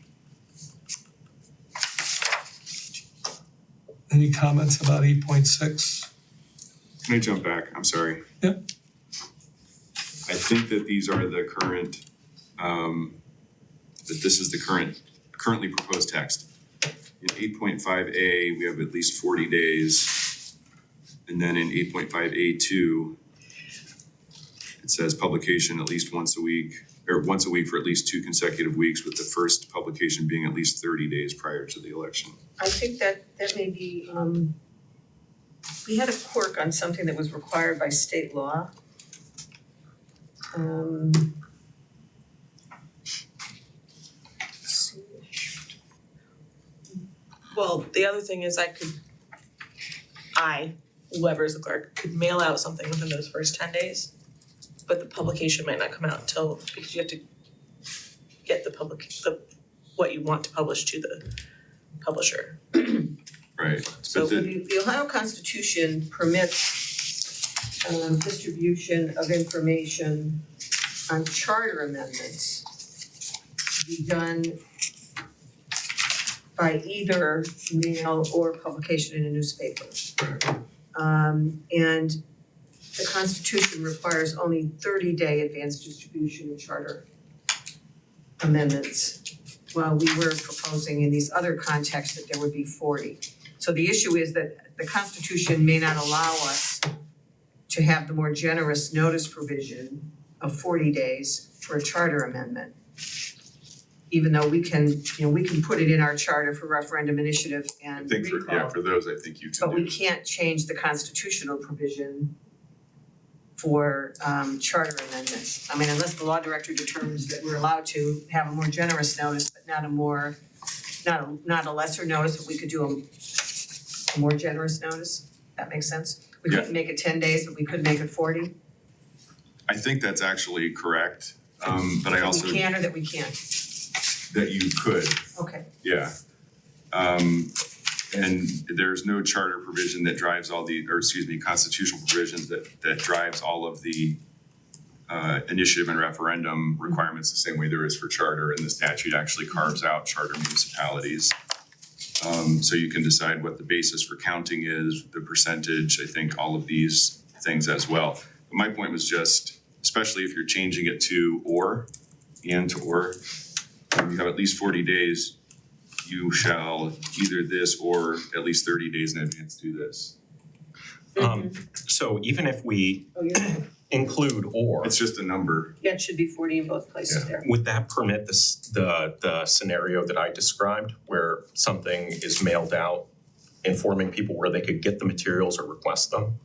Yeah, Okay. I think, and I think making it alternative and then syncing up the numbers means that you could, as long as you're publishing it and you're doing that timely, you can, at whatever time seems appropriate, What does send publishing? something extra Does- in a newspaper. In a newspaper, yeah, Yeah. it's specific. That would be option A or section A2. Because that would be sort of that's what the city has done in every recent, at least, initiative or charter amendment that I'm aware of is to publish, which is not without its drama when it turns up wrong for issue 26. Through no fault of the cities, by the way. But yeah, I think that's how it's typically been done. I think typically for reasons of cost and time. But that would leave open the ability to Also, things that are extra. okay. So then I think Linda was in agreement that these should both say 40 if 40 is the number that the Right. city wants to use. This might be a small detail, but given that we have the Observer, which is published monthly, right? I think a lot fewer people might be reading the Sun Press because they rely on the Observer. I know from when I don't read the Sun Press, I just, because we have the Observer. So, I mean, the readership for this slightly larger publication that's weekly is from Cleveland Heights may be much less than in cities that don't have their own newspaper. Even if it doesn't come out as often, you know what I'm saying? I don't read the Sun Press because I read the Observer. Yeah, and what I'm wondering is though, if you have a publication from a private, I mean, it's a nonprofit. I mean, how do you know it's gonna continue? I mean, I guess we don't know that the Sun Press, I mean, newspapers fold too. So I It don't know how doesn't you, specify any particular newspaper, just as a newspaper of general circulation in the city. yeah, And I don't know what the definition of general I'm circulation in the looking that city up. is. I don't know whether the Heights Observer qualifies. So there is a state law definition of newspaper of general circulation, which is, it means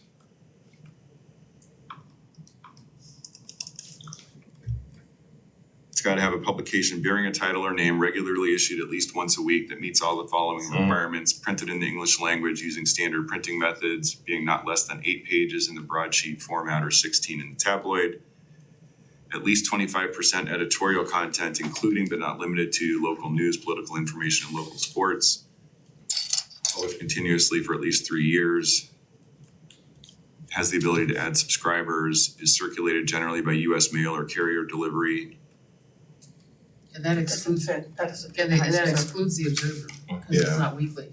And So that's probably a situation where you could do something, again, extra in the Observer, but if you wanna stick to Yeah. newspaper of general circulation, which it that's been said. probably advises. And if what you're publishing is the text, the Observer doesn't have, that's a huge burden for them. They could do it, they're, they can add, and they do add, some paper, some issues are longer than others in the Observer. Well, anyway, that's something to decide down the road. I don't think we have to specify in the charter what publication. No, but I was just pointing out As long that as it meets I think you do wanna stick to the criteria that state law suggests, Mhm. even if you're not technically required to. right. Which doesn't mean you couldn't do Yeah, I something was extra. just raising it because Yeah. there may be a smaller readership of the Sun Press among Cleveland Heights residents, that's all. And that was part of the discussion that led to the changing of the city's ordinance publication process, because all of that is changing now.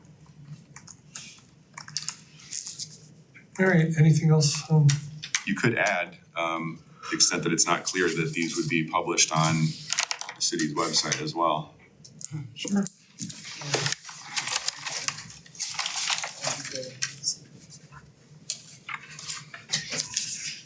I actually think we should say it needs to be published on the city website.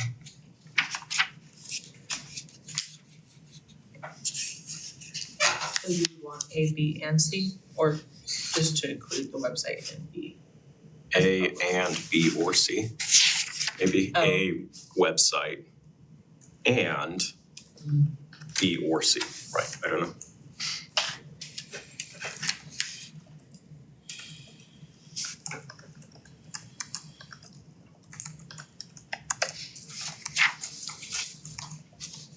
Addie, do you need anything else for clarification here? Nope. Okay. So what's left, 8.6?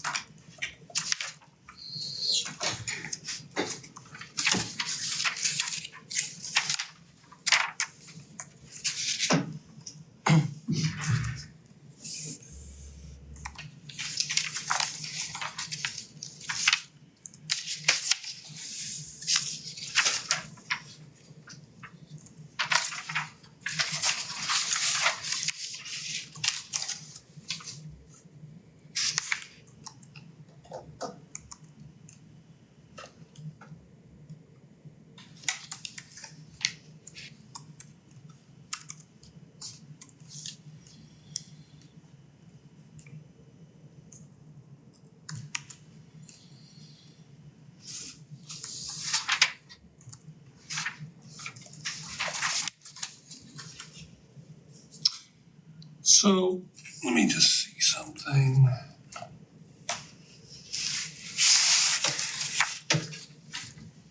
So Linda, in 8.6, letter B.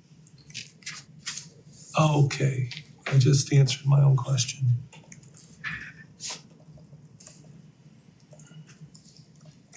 President of council appoints 3 members. This could be interesting coming up this fall. Sorry, where are we? 8.6 Okay. B, yeah. Go ahead. Well, just in terms of, this is a quirk left over from the change in the form of city government, where currently the mayor will appoint the committee of 3 council members to prepare the statements. Will that apply to this proposed charter changes? It's changed to president of council. Yeah. Yeah, but currently, under Currently it the says mayor. current charter, the mayor would appoint the council members to draft the statements. And theoretically, you could have 5 council members are putting, the changes on. And if the mayor appoints 3, presumably, and if the mayor is not in agreement with any of the proposed changes, would appoint the 2 that opposed it, 1 other council member by necessity. And if they vote on what changes are going into the statement, the 2 council members opposing would draft the statement in essence, That feels, or would vote as to what appears in the I statement. think is why they changed it. Yeah, this is interesting.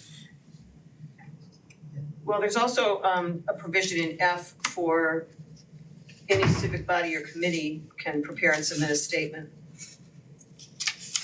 in support or in opposition. Responding to, And it yeah. will be enforced for this fall. No, that's already there, though. That's in- For charter amendments, where a charter amendment is proposed, any civic body or committee of citizens may prepare and submit an answer to the explanation or argument in favor of the amendment. I'm sorry, what did you just read from? I was looking at F and the language does not quite match that. F of what document? 8.6 of the proposed amendment to document attached to the agenda. So I'm looking at the existing charter language. Okay. Yeah, because I'm sorry, I thought that was the question, like what Yeah, would the happen this existing fall? charter doesn't have it broken down in paragraphs, but there is language in the existing charter which is shown as a cross out in the compare of bucket 2. It's shown as a cross out in D. Okay, yes, there it is. Okay, thank you. Question, and in the current charter for this outside group or civic body, there's a 300 word limit. You guys took that out in the But we proposed increased it charter to 500. changes. Yeah.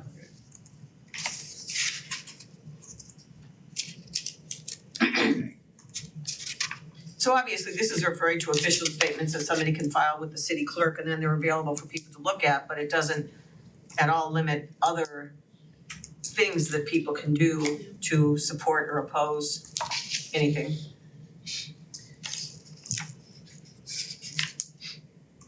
There could be many opinions in Cleveland Heights about any subject.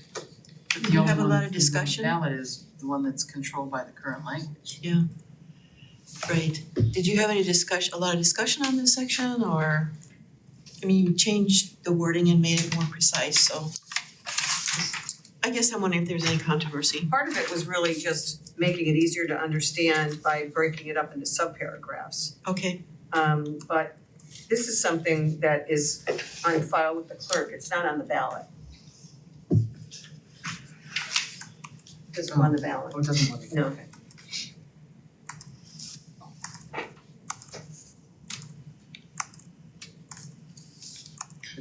Everybody okay with this? Alright, so now we move over to Article 13. Submission of amendments. And Can you hold on for just one moment, Tony? you on 8.6, Yeah, trying I'm to good. digest that? I'm Okay. good. I got, Alright. I found what I was looking for.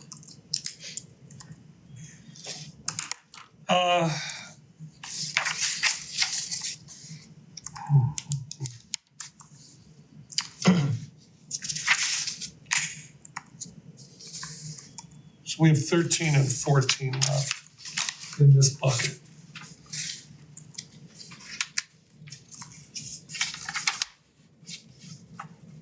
This is about the submission of amendments.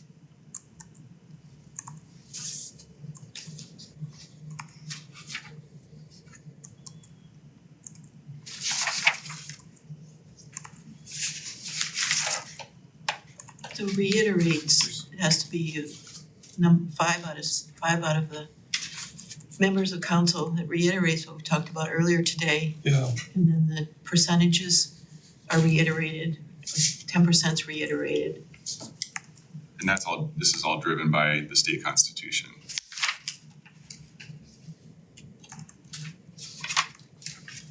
yeah, I think this wording is a lot better. Mhm. Or a lot more clear for sure.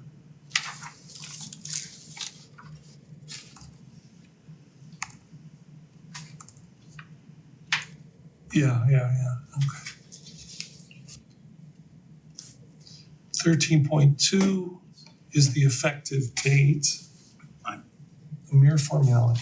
Yes, go Quick ahead. comment, just, do we wanna have a provision in here also requiring that it Oh, posted on the city's website? yeah, we sure do. We want 13.1 to reflect. Ready to note that. I'm sorry. All right. Or B, I'm sorry, we're on 13.1, Yeah, so, B, yeah, we're gonna need that to comport with 8.5 and 6 or whatever it was. so I would just say shall either mail materials, that's number one, number two, publish materials shall either, and then put an and Shall either for mail or. three, and post it on the city's website.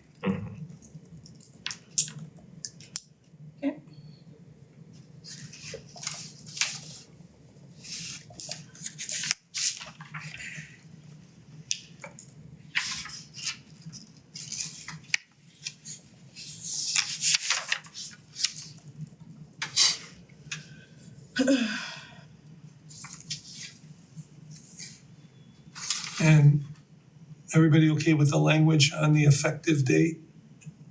13.2, Yes.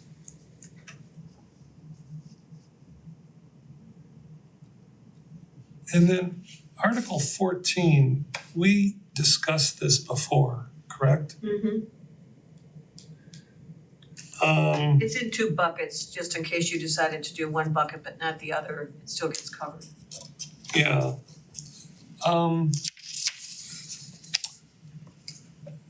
This may be.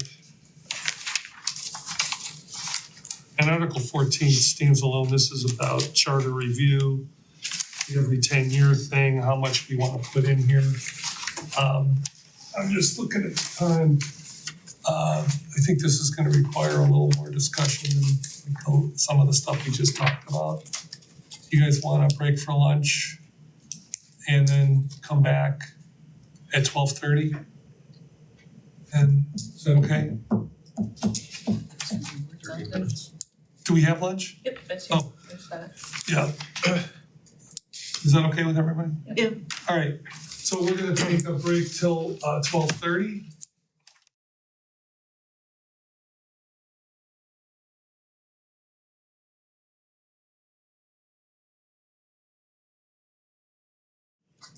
All right, we are back from our break. Thank you, Addie, thank you, Luna. And we're back. So we're still on bucket number 2, but we're close to the end here with Article 14, which is charter review. I'll read it. The council shall, at least once during every 10-year period, by ordinance or resolution, appoint a commission to review the entire charter. First 10-year period shall commence January 1st, 2025, at no greater interval than every 5 years, commencing January 1st, 2025, council shall consider and determine whether to appoint a commission to review the entire charter. So we have discussed this previously. I have a couple of things I'd like to say about this. First of all, I don't agree with, I know we've looked at other charters. This is where I part with other cities. This is, the question I ask myself, is this clearly a legislative process? And the answer for me is this is clearly a legislative, meaning not administrative process. Okay, that's the first question I ask. Then I ask, when it comes to appointing the members, what is the better process? A collective group appointing people and the least mischievous, or, having one person make appointments? And clearly I come down on the side of collective, because when 7 people, or at least a majority of 7 people, have to agree on personnel, we all agree that the charter review is a very important task. But the question again is how to do it. I think, and I found from participation that I've done in, that a collective answer on who ought to be on there is, because you have to reach a consensus, it's a better way to go. So here's what I'm suggesting. I'm suggesting that I think 9 was a good number. I think the charter review from 6 years ago was, actually it was more than 6 years ago when it started. I think 15 was too many. We have 3 members of the Charter Review Commission. Did you feel the number of people you had was a comfortable number? It was fine, it was You good. wish you had more, you didn't wish it was less, or maybe on certain days you might wish. Might have been nice to have more people who are willing to do something, but Right, right. And we did discuss that, that when we were choosing people, we were like, let's make sure that, that people are available and stuff. But that's, that gets down to like something very granular that would never be in a charter. So here's what I'm suggesting. I'm suggesting that we have 9 people, 9-member charter, that we put this in the actual Article 14, that it's a 9-member commission, that council chooses 8 members, the mayor chooses 1. Again, the mayor is in the charter a legislator. This is when all 8 of us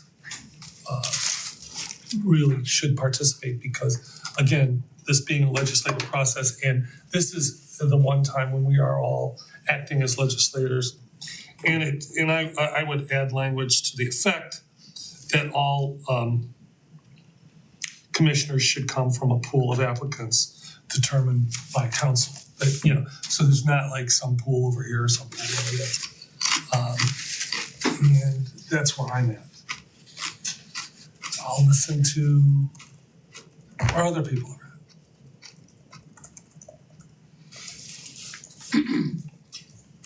I mean, hasn't this been this is addressed someplace else in what, Amendment 1? Is that, do I have the right? And so we just wanna make sure that we're just, It's the same, no, it's not addressed in it, this is the actual same amendment. It's not in two different places. I mean, it is in two different places, but it's the exact same amendment. It's in both buckets, so that if you decided to go forward with bucket one, but you decided you didn't wanna do bucket two, it would still be in there. so it's in bucket 1 already, and when you have reasonable consensus from what I understand of how that needs to be, or it needs to be reviewed by, No, we had no consensus. So we're basically, we're revisiting exactly what we looked at the first time. Where we did not have a consensus at that point. But I'm, for the first time, throwing out what I think it ought to be. You guys can say what you think it ought I'm to be. sorry, what's your proposal again in connection with the mayor? So there ought to be, I think we should put in this paragraph that it ought to be a 9-member commission. I don't think we should leave that to an ordinance. Okay, And I don't think we should leave to an ordinance how that's broken up. So I said 8 members are chosen by council, one member chosen by the mayor, and that all members should be chosen from a pool of candidates, maybe candidates, applicants, I don't know the right word. Like a common pool of applicants. Yeah, common pool. Shared pool of applicants. Yeah, shared pool of applicants. And just to keep everything, you know. And if I might, I wanted to verify, I was like, I know I sent it, but I couldn't find it. I sent to council on January 30th, summary or a survey of a number of charter review commission provisions from other communities that speak to some of these questions, just for your review Yeah. and consideration. I think, you know, Gail and I have seen those before. I would no. Right, Gail and I have seen these before. I don't know if the two of you had seen them Did before. everyone receive that? this is in the 31st, Bill, 30th, 30th? yeah.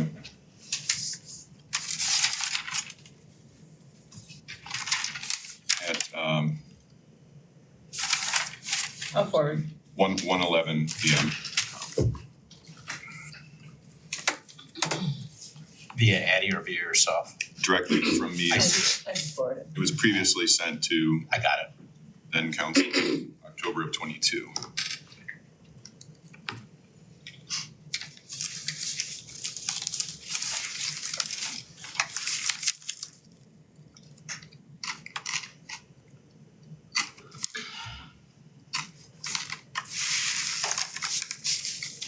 are you waiting for comments from everyone? Yeah. I don't really have anything to add. So I'm satisfied with the way that this is currently drafted. I don't know that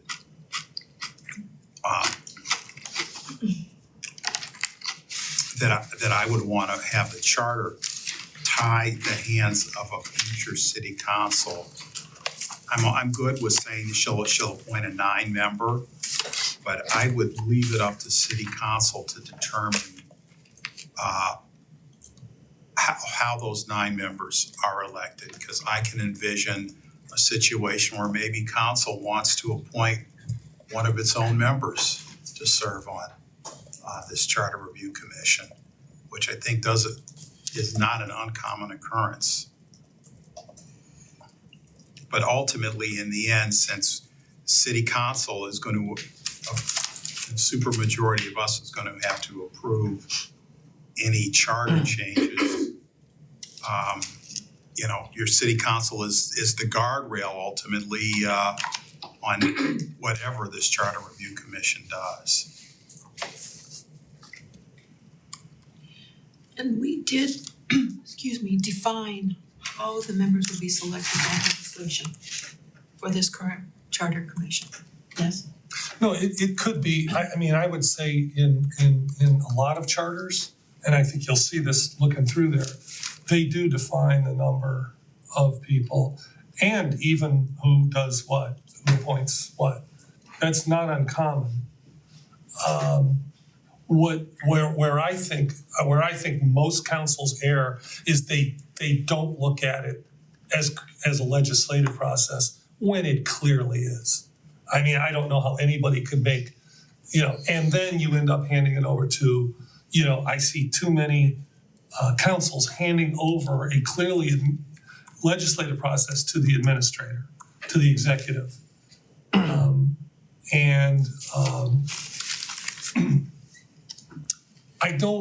What I don't think you want in a charter is an executive.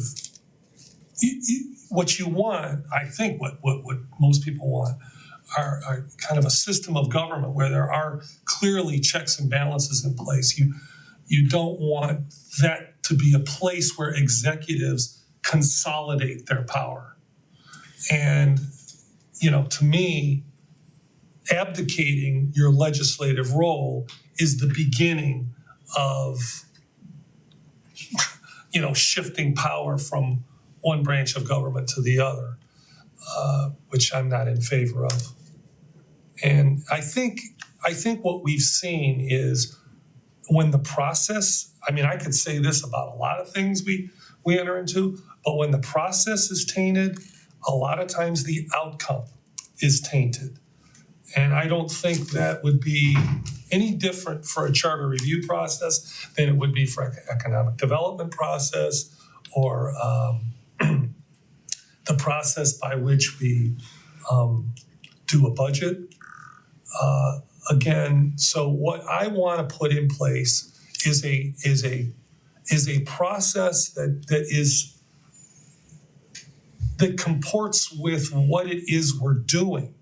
And again, what is it you're doing when you're revising a charter? You're revising you're using a legislative process to create laws. What is in a charter has the weight of law. We are the law creators. This is something that I think is clearly an abdication by some councils. So I do look through this. There are 4 or 5 out of maybe 30 that see it my way. And there are many that don't. I would certainly agree with that. But I think in this case, I think the majority of charters are in error. I think their approach, both philosophical and substantive, is in error. Yeah. So I like the idea of not tying the hands of a future council and keeping it a little bit loose. Like just specify 9 members of the commission to be determined by council. I think council is a more diverse body than the mayor, than the decider in the executive branch. So my gut feeling is I'd much rather have the 7 people in council hash it out to figure out how they want everything composed. And I think you're right, it makes sense to include the mayor at some point, but I think that's a decision for a future council. You put the control of who picks. Council has to decide on this. It seems to me council should be deciding how that commission is appointed and who is on that commission. Well, council would be making that decision if we were to put it, but you're saying you think every council should be deciding that. I think every council has the option, has the authority to decide upon their 7 members pick.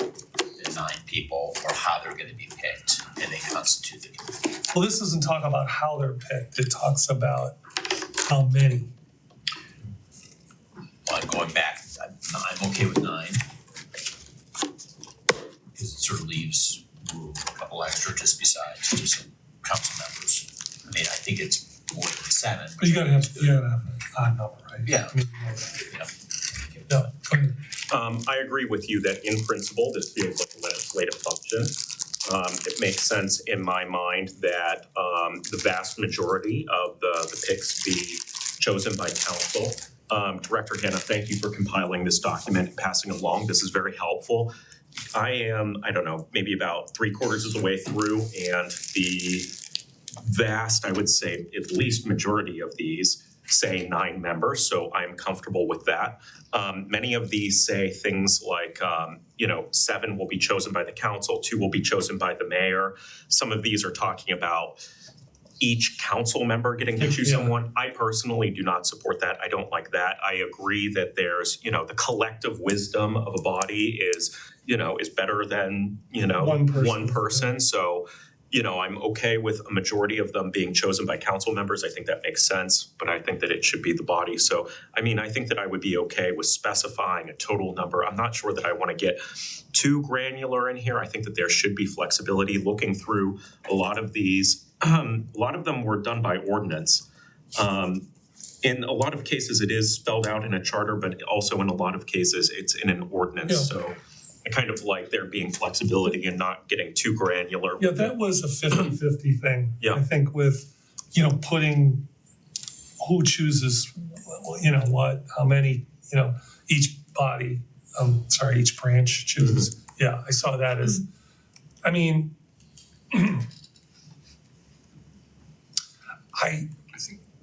guess you could abdicate, I guess if the collective wisdom is let's abdicate it and give the mayor more, it's like, okay, I don't know why people do that. Evidently council people do that. But it's not a good idea. Yeah. I was gonna ask if you thought that title would pass Secretary of State muster, motion to abdicate our responsibility. Well, that's how I feel. Right. So what I was gonna say was I think it's questionable whether this is actually referring to a legislative process. This is just about setting in motion the review of the charter through a commission consistent with Ohio law. I'm sorry, let me just interject.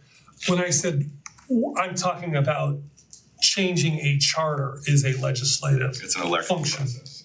Pardon? It's just an electoral process. I'm not talking about the process of getting to the charter. I'm talking about the actual, like not creating the charter commission. So Yeah. I'm not sure how much we're disagreeing, but so I think that it's not helpful maybe to your all's process to get hung up on what's legislative and what's not. I do understand your point. The only way charter amendments get to voters who make the decision is through council vote.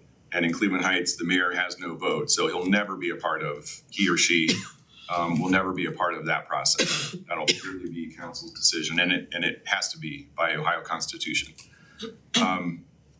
But I think that there's a flip side to tying the hands of future councils, which is leaving future councils without any guidance as to how this is supposed to work. And having been through a number of these processes in a number of cities, I've never been through a charter review commission appointment process that was as objectively bad as the process here the last time. It tied up council for 6 months? Many months. Long Yeah. time. It led to a lot of heated arguments, a lot of unhappy people. You ended up with a really high quality commission, which you probably could have done a lot quicker if it had been specified how you get there, how many people, are appointed. And, the typical requirements are that they're residents and of, voting age. That's the standard sort of requirement. The geographical distribution, all of those things I think are things that voters and residents of the city would expect council to take into account in deciding who they want to put on the commission. So my suggestion is mostly just directed at trying to make some of those decisions now for the benefit of future councils without giving anything up. Because picking the people is always gonna be the magic of it, right? You're not gonna give that up, and you shouldn't, I wouldn't recommend that you say the mayor gets to appoint 9 members of the Charter Review Committee. I think that would be inappropriate, particularly given the history of the city. But there are those systems out there also, you may have seen in those materials. But I think that coming up with a way to allow the next council that determines that it's important that the charter should be reviewed to get that process going more quickly and more easily, I think you're doing a favor to the residents and to your counterparts on council. Oh, thank you for that. Interestingly, though, the qualifications part, like what ought to be a model for a member, that was something we did pretty easily, that part of the process. The language would come up with pretty easily. Applying the language and deciding what that meant in terms of what you should do was very challenging. Yeah. And I'll stop arguing because I really don't mean to do that. No. It's always helpful to hear your point of view. Who hasn't said anything? Yeah. I'd like to see us keep the wording this way, where we are saying council shall, at least once every 10-year period by ordinance or resolution, appoint a commission to review the entire charter. So that gives council the opportunity to do the legislation the way that they want to. I will also say that I would not mind seeing in here we require no less than 9 members. I see that specificity in here from what we experienced. And I think my issue, which became a bigger issue as time went on, was probably not also something that should be stated in the charter, but it definitely needs to be from the same pool of candidates. Yeah, I mean, here's the thing. I hear what you're saying. The council shall appoint, that ended up meaning, I hate to say this, but in a sense, it ended up being meaningless because it was interpreted as if the mayor, let's just say for some reason a council wanted the mayor to appoint all 9 members, that could happen, and council would be confirming that. See, it's not that council shall appoint. It's not, if the mayor can make all the choices and then the council confirms them, and that's considered council making the appointments. If you guys think that it's better to leave that wide open, because I don't, I clearly do not. But the way it works is we have to come to a majority consensus and then we send it over to the law department. Well, to accomplish what you want to have happen, there has to be a prohibition inserted in here that stops council from taking any recommendations from the mayor about who should be appointed. The mayor can make recommendations to, anything we do now. Any like appointments to committees and the charter review, the planning commission or whatever. Nothing stops the mayor from making recommendations right now. And nothing I'm suggesting would stop the mayor from making recommendations. It would stop him from making 8 appointments. So how would you change this language then to prohibit? I'm still not, this is vesting council with the sole authority to make those appointments.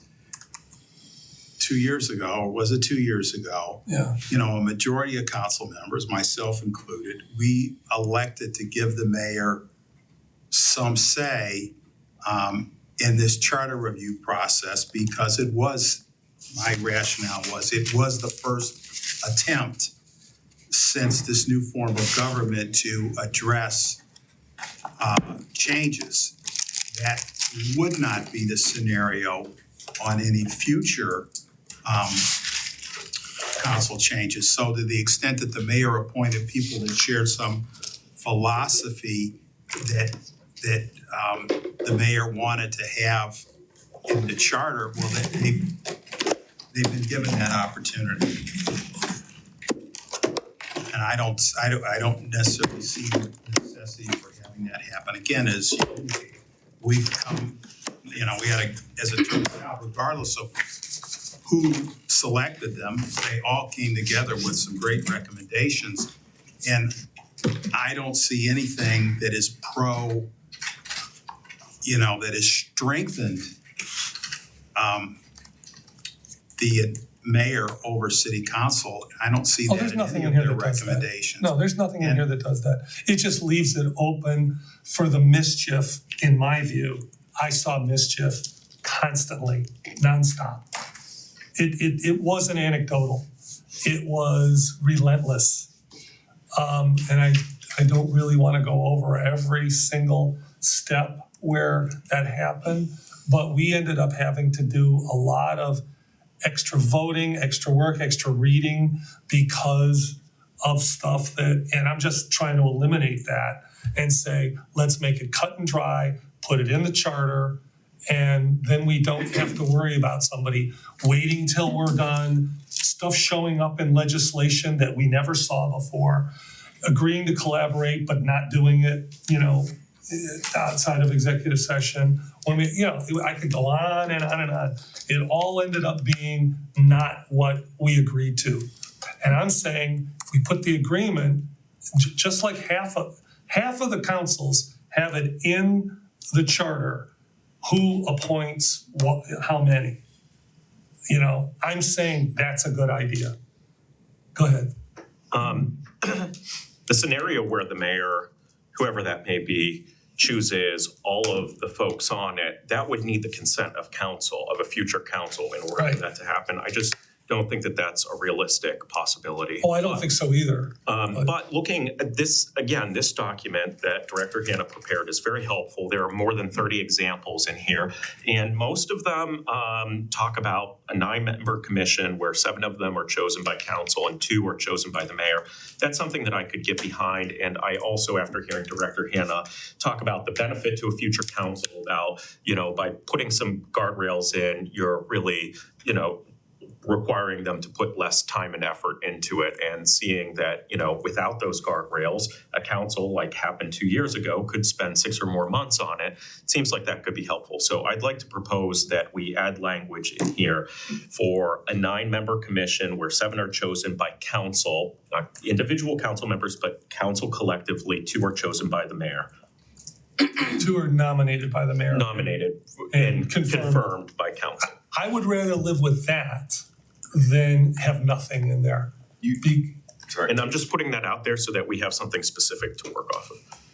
I was just gonna suggest that you'll see, there are also a number of examples where the mayor just directly makes appointments to the Charter Review Commission. And if you're going down this path, I would just commend that for your consideration, because that was one of the things that was one of the hang-up points in the process. Yeah, And I just, Explain what you mean by having watched direct. this for a number of, what do you mean by directly, just like? designates people to be on the commission. And it's Without council? Yeah. Yeah, that way you take out that potential disconnect. You could like or dislike the folks that they put on, that a future mayor might put on there, but it would be 2 of 9. And so, I think most of the language that you see in that document, most of the language you see in charters throughout Ohio also kind of presupposes that when people are placed on these commissions, they're trying to take the job seriously and do the best possible job for the residents in the community. And that's almost always what happens, whoever appoints them. I heard several council members talk about the importance of choosing from a common pool of applicants. Is that something that we could include as well? I haven't seen that anywhere else either. I can't say that it hasn't happened. I haven't looked for it, but it seems unusual and potentially complicated to me. I see. I think you can establish, I think what typically happens is the charter will say, these are the qualifications for these people. I was just looking at Lakewood, which is like a 5-4 split, but it's residents who don't hold other public office or public employment, there may be more in there, but you just, if it's laid out that way, then everybody knows what the ground rules are for eligibility and then appointment. So I threw that out there so that we could work off something. Yeah, I prefer to confirm appointments of consequence.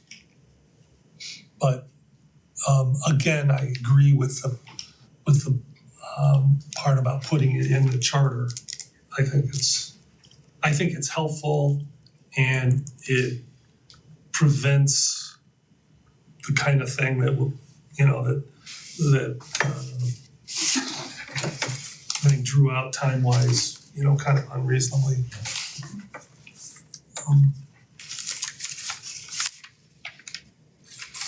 Jim and Gail, what do you think of what Petrus threw out?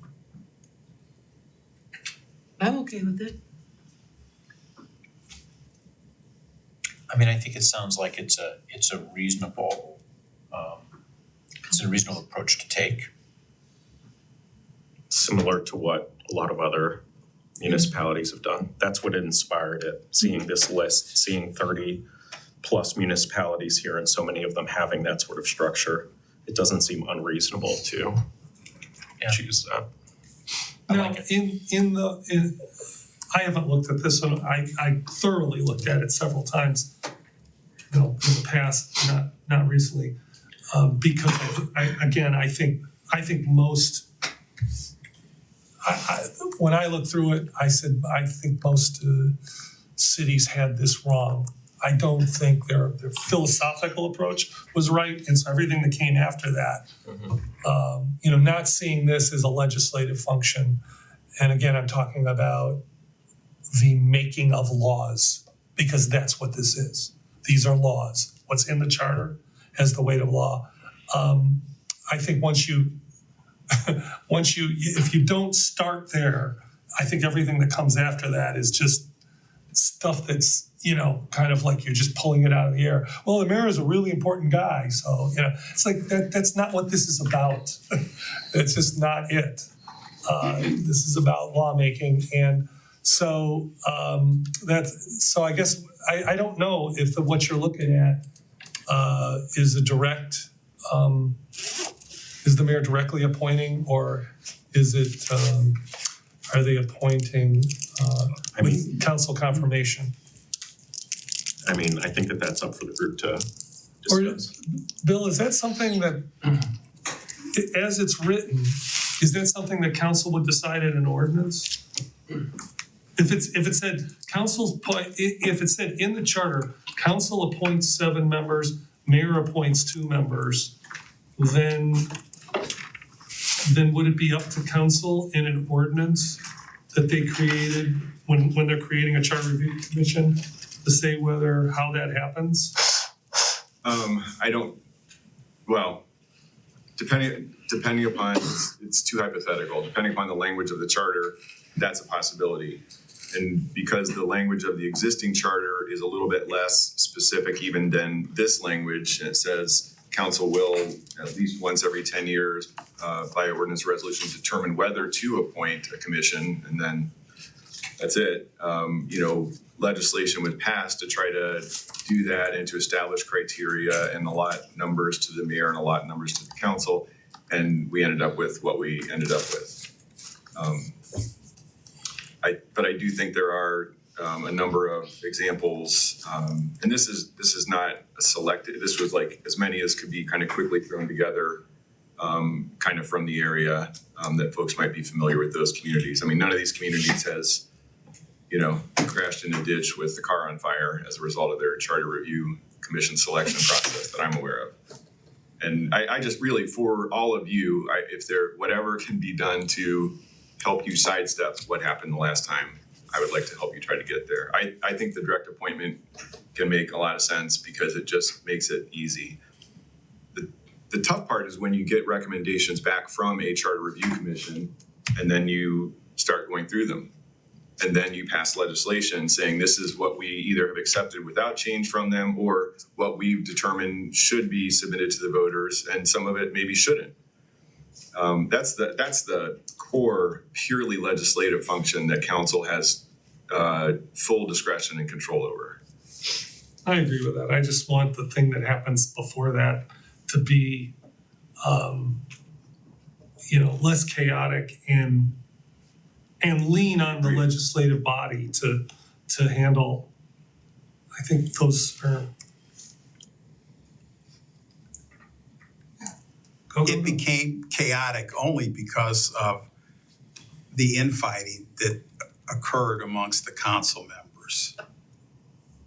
That was why this whole thing became chaotic. I And disagree. again, all they're doing is the Charter Review Commission is making a recommendation, just like any of, not any, but most of our other boards and commissions. It's simply a recommendation, and then council, as the legislative authority, determines what will go before the voters. So we're not abdicating anything to the Charter Review Commission.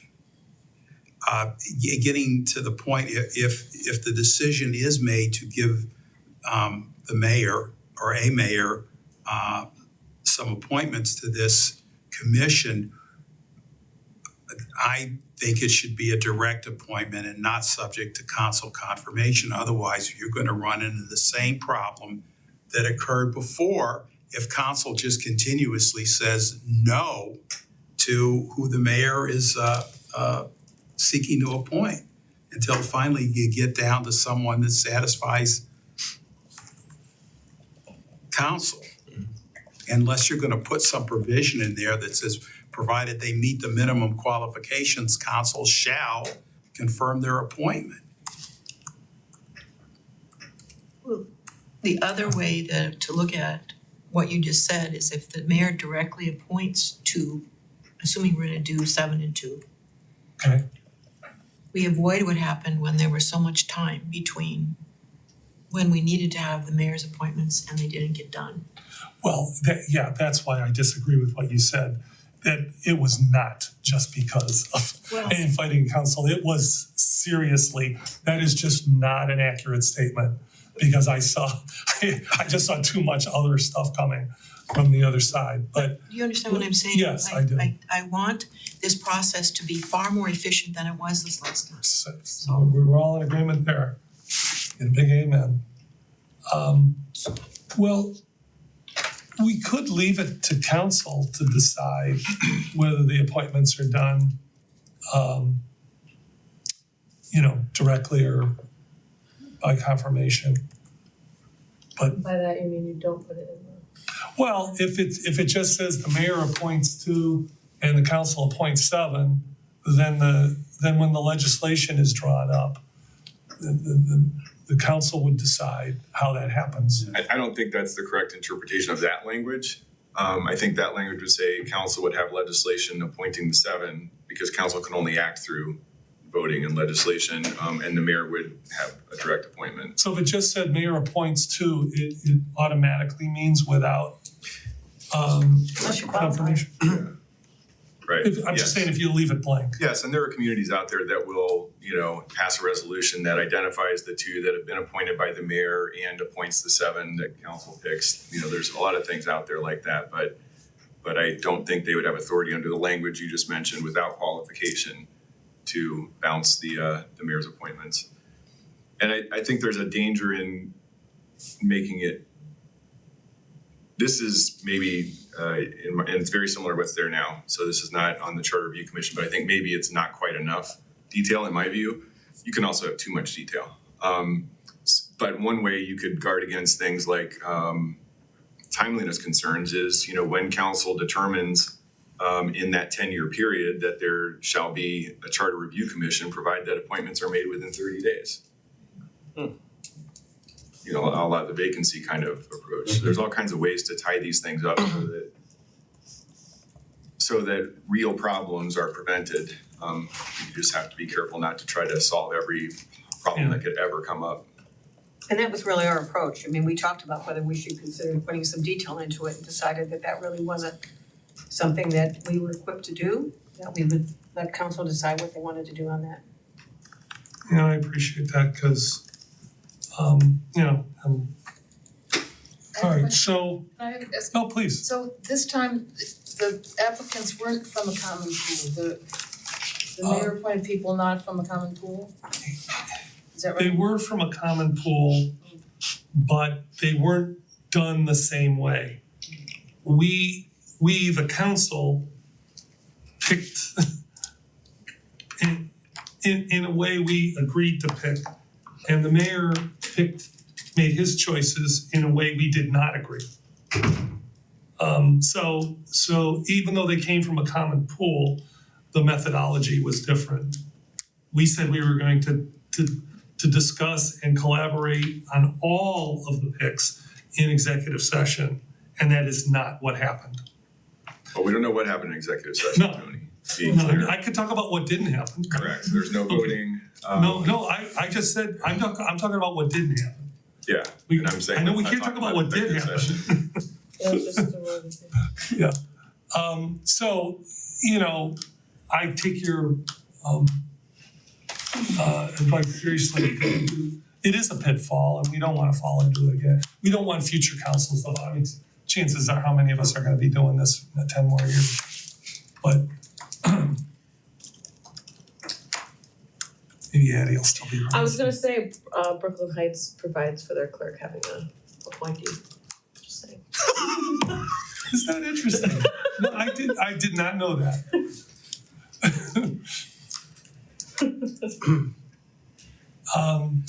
7 and 2, and where are we?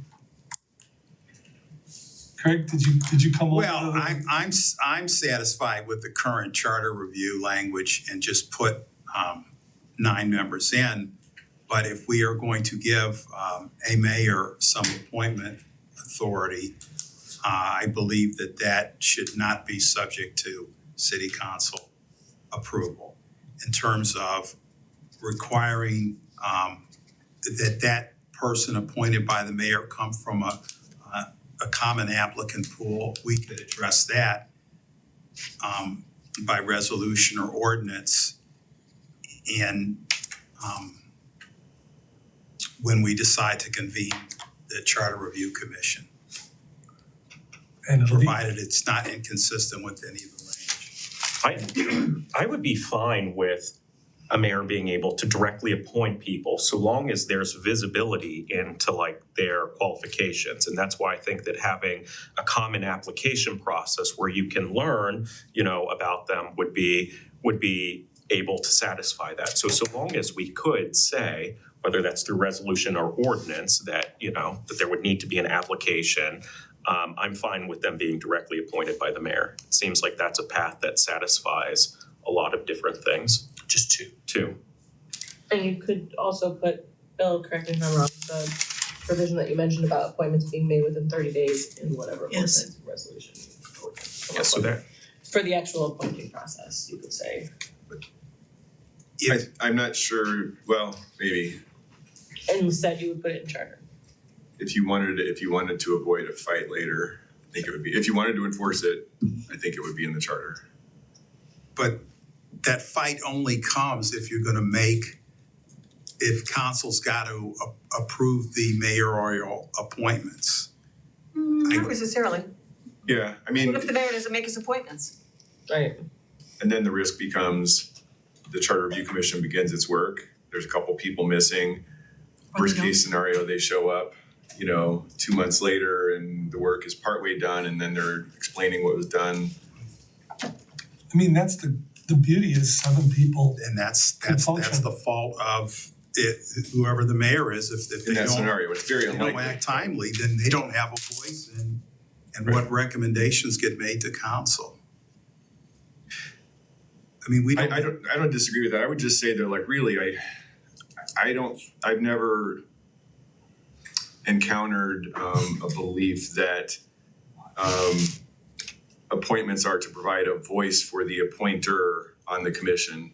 I think it's just putting people on the commission. There's a general idea that people may have different ideas about who has particular skills they can bring to bear on this for the benefit of the community. They go on there and they're working for the city at that point, not for the mayor or for council.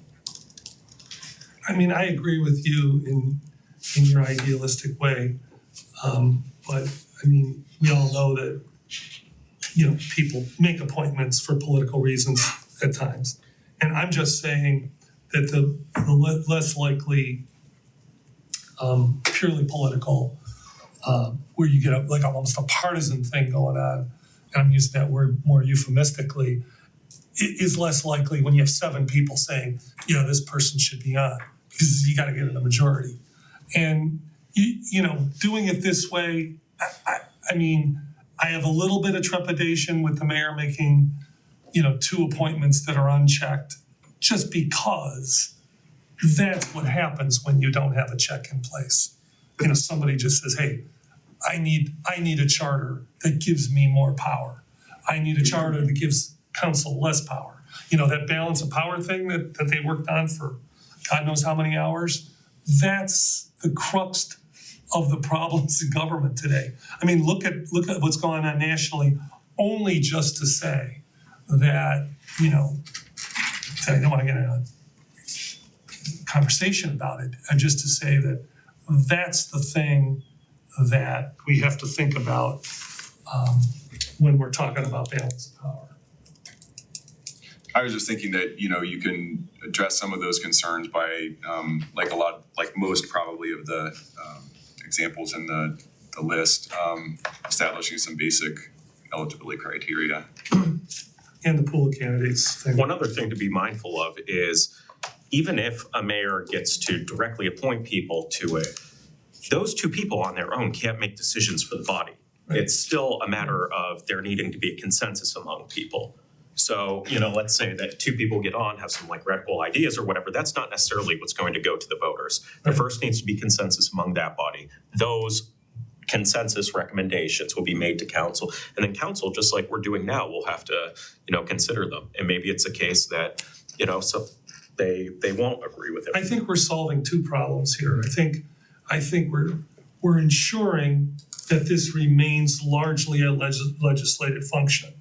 And we're also kind of ensuring that the process will be less contentious and perhaps less lengthy, because both of those things are undesirable. And I think this, and thank you for your suggestion, I think this accomplishes that. Can you live with the 7 and 2 being in the charter? I can, but again, the language wouldn't prevent any future council Well, from saying, well, I understand the mayor's got 2, well, a majority of us, we're gonna let him put forth a couple more names that we'll appoint. I don't know that there's any practical way of preventing that from happening. there isn't. This is just a little neater and a little more concise. And that's all we can do. Yeah, I mean, listen, people wanna get nuts, you can't stop them from doing it. But this is a lot less loose than it was. That's all we can do, you know? There's no insurance policy. I'm fine with the changes that have been suggested. And you got all this? 9 members giving 2 appointments, and those are Appointments, direct appointments. yes. Okay, so council 7, mayor 2 direct. Anything else? Partridge in a pear tree. And just put Council's winning right out of the gate. in parentheses for some future council, we can't put this in the charter, that you know, same pool of candidates, something to pass along, maybe in a time capsule, you know, 10 years from now. I don't even know how you do that. I mean, but it is a nice thing to do, to look back and see how somebody else did something. And maybe one clerk of council can pass that along to another clerk of council kind of Those will be thing, in my notes, but not in the. you know. That's all. Which will No, be but it's on like the reading the archives. Federalist Papers, or actually, it's not even, like just having these 3 here. So, okay, what were you guys, when we turn to you and go, what were you guys thinking when you did this? You know, that's helpful. Yeah, we wrote a report. Right, I remember. But sometimes we don't remember what you wrote, so we can just having you in the Well, we ones. wrote a report, Yeah, I know. because we can't remember. So I was only gonna try to be difficult one more time, which is with regard to the pool of your candidates job. question. Mhm. I think that's another potential quagmire. I don't know that you need to put that in the charter. I don't think they were. No, I don't want it in the charter. No, he Okay. just wanted me to add that to my notes, that some I heard future that part, council yeah. might consider doing that somewhere down the line. I would like some future council to see this, We're not just getting just into to that see that it timeline. was discussed. But do you want other eligibility criteria in the charter? Because that's a very common thing. I mean, the criteria from other cities, it's pretty low. It's like an Yeah, they're elector. qualified electors, Yeah. yeah. But then there's Like- sometimes there's limitations on employment, things like that. You know, city employees. I'm fine with leaving that to a future group. Okay. I mean, is there any other? Yeah, no, and this doesn't have qualified electors in it, so that provision needs to get stuck. Do we wanna include both? Do you wanna of them? include it? Unless you wanna leave it open to council to be able to bring someone in from the outside to sit on there, and I don't, That's a very common, if not almost universal requirement, to be a elector or, yeah. And be 18 or 21? Well, You have to qualified be to- electors, Oh, right, I'm sorry. Doink. it should be 16, that's my opinion. It is an amendment to the Constitution. Well, good, I feel, So we're adding that to So the qualified charter. elector of the city, period. One criteria. Yeah, please. Are we moving on to the next thing right now? Yeah, we can move on. Can we decide how much longer we're gonna be here? Well, we had it Did you? till 3, actually. Just Yeah. Can you stay till then? yeah, let's just see. I mean, are we gonna need to 3 o'clock? That's really hard for me to predict. Well, we're Bucket 4 is yeah, we're one certain- page. Yeah, we're gonna get through bucket 4. Whether we get through bucket 5, I kinda doubt whether we get through bucket 5. That's my choice now. But that's. Okay, that's- 3 I point, don't know. That's okay, 3.5, Hold on. well, but I just want everybody to get this out. So, Linda, 3.5 appointments, Bucket 4 now? Is that- yeah, bucket 4 starts with 3.5. Okay. Only because there's a report reference to 3.5 that is now covered in the new 12. Okay, so it's 3.5 and 12 that we're gonna go over now. Let's see if I can-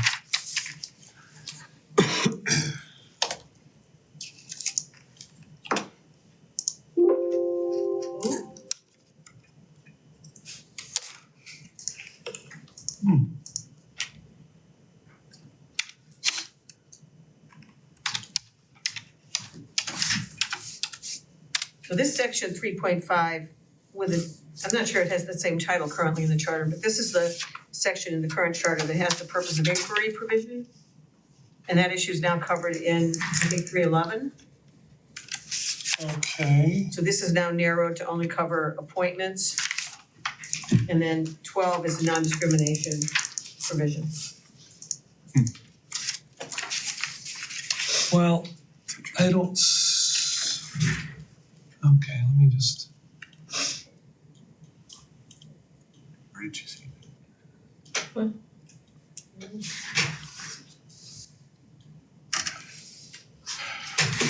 I don't have 12 there, so I'll have to look You here. in bucket 3? Are we in bucket 4? Are we? Is it here? Are we- And I I'm sorry, just it's don't- bucket 4, my apologies. It's up behind you too, by the way. Okay, Bucket 4. There's 3. yeah, with that's this, what I But thought. then there's this, Article 12, non-discrimination.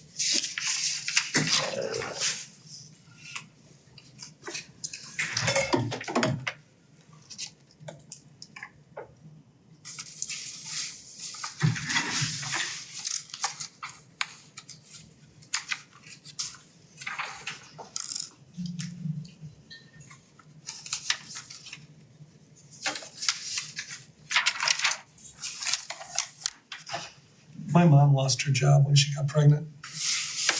But it was like 1954 or something.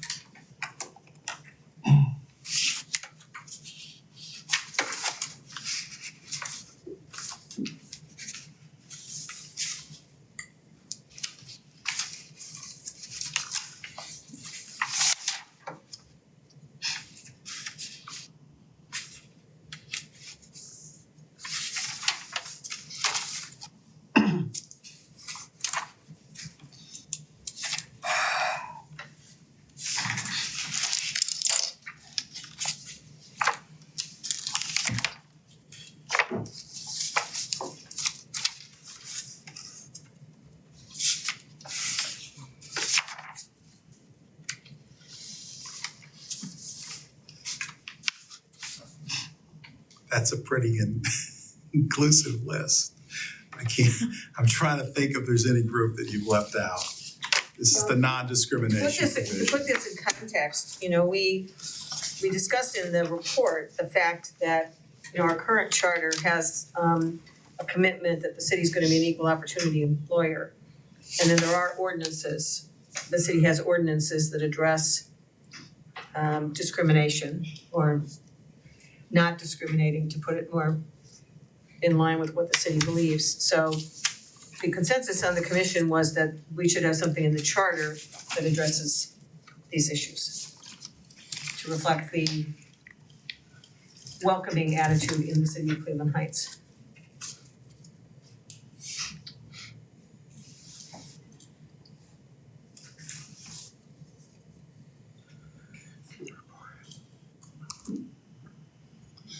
Bill, just so you know, I'm gonna have a question for you on 3.5.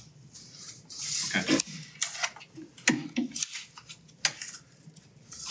And not to be flippant, but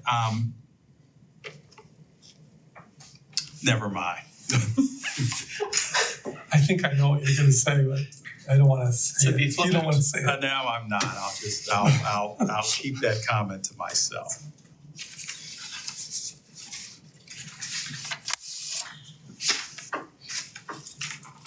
Now you're gonna allow us to all go off the rails.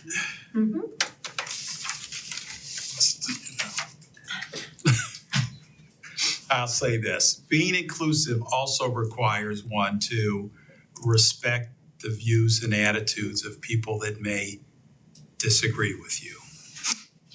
True, very true. And That's not in and we're not, this city is becoming less welcoming to people that don't share a certain view and attitude.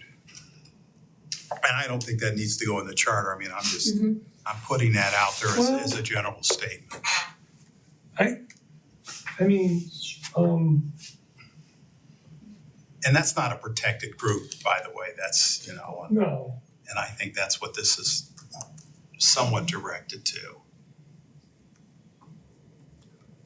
but like military veteran status, that's not a protected class. It can be under some circumstances. Okay. Yeah. Union membership, that's not a protected class. Protected class can take on whatever meaning you ascribe to it. Are you talking about based on a certain? Constitutional, yeah, I'm talking about constitutional. Okay. I mean, it's, Well, the Constitution doesn't have equal rights. I'm sorry, I'm thinking of 1964, civil rights, and the subsequent amendments that have been made to it. You're right, I'm sorry. Quick question, was there ever any consideration to changing our government from a nonpartisan to a party system? No.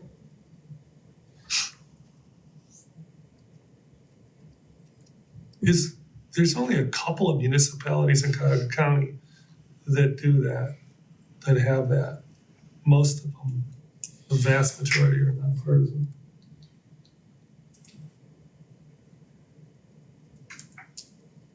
They actually have partisan primaries in it, Yep, a coming couple up. of them, yeah. I don't wanna. Yeah, so Tony, under like USERA and other federal laws, military status is clearly and strongly protected. Okay, Were you looking at sort of a broader question about whether these are the appropriate not classes? to be appropriate, I was built on? just wondering if you could add something that's not a protected class, but something that is of value, like diversity of ideas, that kind of thing, or that wouldn't be the words you'd put into here, but What's the penalty for a violation?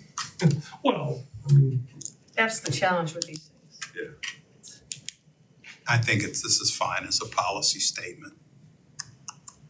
It partially for the reason reflected in that last somewhat sarcastic comment I made, though. I was wondering if the commission discussed how to word this, as in the prohibitive sense as it is now, or if there was any thought of an affirmative, aspirational, the city's practice and policy shall be to provide rather than the city shall not deny. I think we did talk about that. I have to go back and look at the notes. We did get advice from the facilitator about this. Okay. I could go back and look at the notes on that. Okay. But I think we did go back and forth on how to word it. I'll have to report back to you on that. So Bill, on the 3.5, when it says neither the council nor, this is letter C. Mhm. Neither the council nor any of its members or committees may dictate the appointment of any person or, like, obviously, if you went to the mayor and you say, hey, I know this great person, this person that would be great for, this vacancy we have, that's not That's not dictated. dictating anything. No. What is dictating? Like, you don't have a gun to somebody's head, what do you? Well, I mean, it would be either effectively or unsuccessfully trying to compel the mayor or city administrator to do something with regard to an appointment. I think one is dictating, one is attempt to dictate. Right, like you appoint this person or else I will Like you threaten them? not pass something. Well, or you pass yeah, You know, I mean, that might do it, or you try to pass legislation to require them to do it, something like that. I see, yeah. Yes. What an odd thing. Mr. President, Yeah. quick question. Bill, in the event of any conflict between any provision of this proposed charter provision and any bills that were to be passed by the Ohio legislature, would that trump the charter provisions? Not unless it was a police power question. If it's a matter of local self-government, then under the Home Rule Amendment, the city can prescribe its own laws in that sense. How that works. Because I can envision some forthcoming bills that have been discussed and proposed, particularly, in terms of set-asides and contracts and hiring practices. Okay. Yeah, and it has to be a direct conflict for there to be an issue, but yeah, I mean, it can happen. And then, which is not to say, since you're getting ready to consider whether to send these things to voters, that you shouldn't look at it further now. I think it's a good time to do it, but if something is in there that does conflict with state law, then you have to decide, what's the nature of the provision and figure out whether it trumps or is trumped by state law. No pun intended. Correct. Sorry about that. Alright, so no notes to change on this. That was quick. Just one page. So the next topic is ranked choice voting. This is Oh, bucket 5.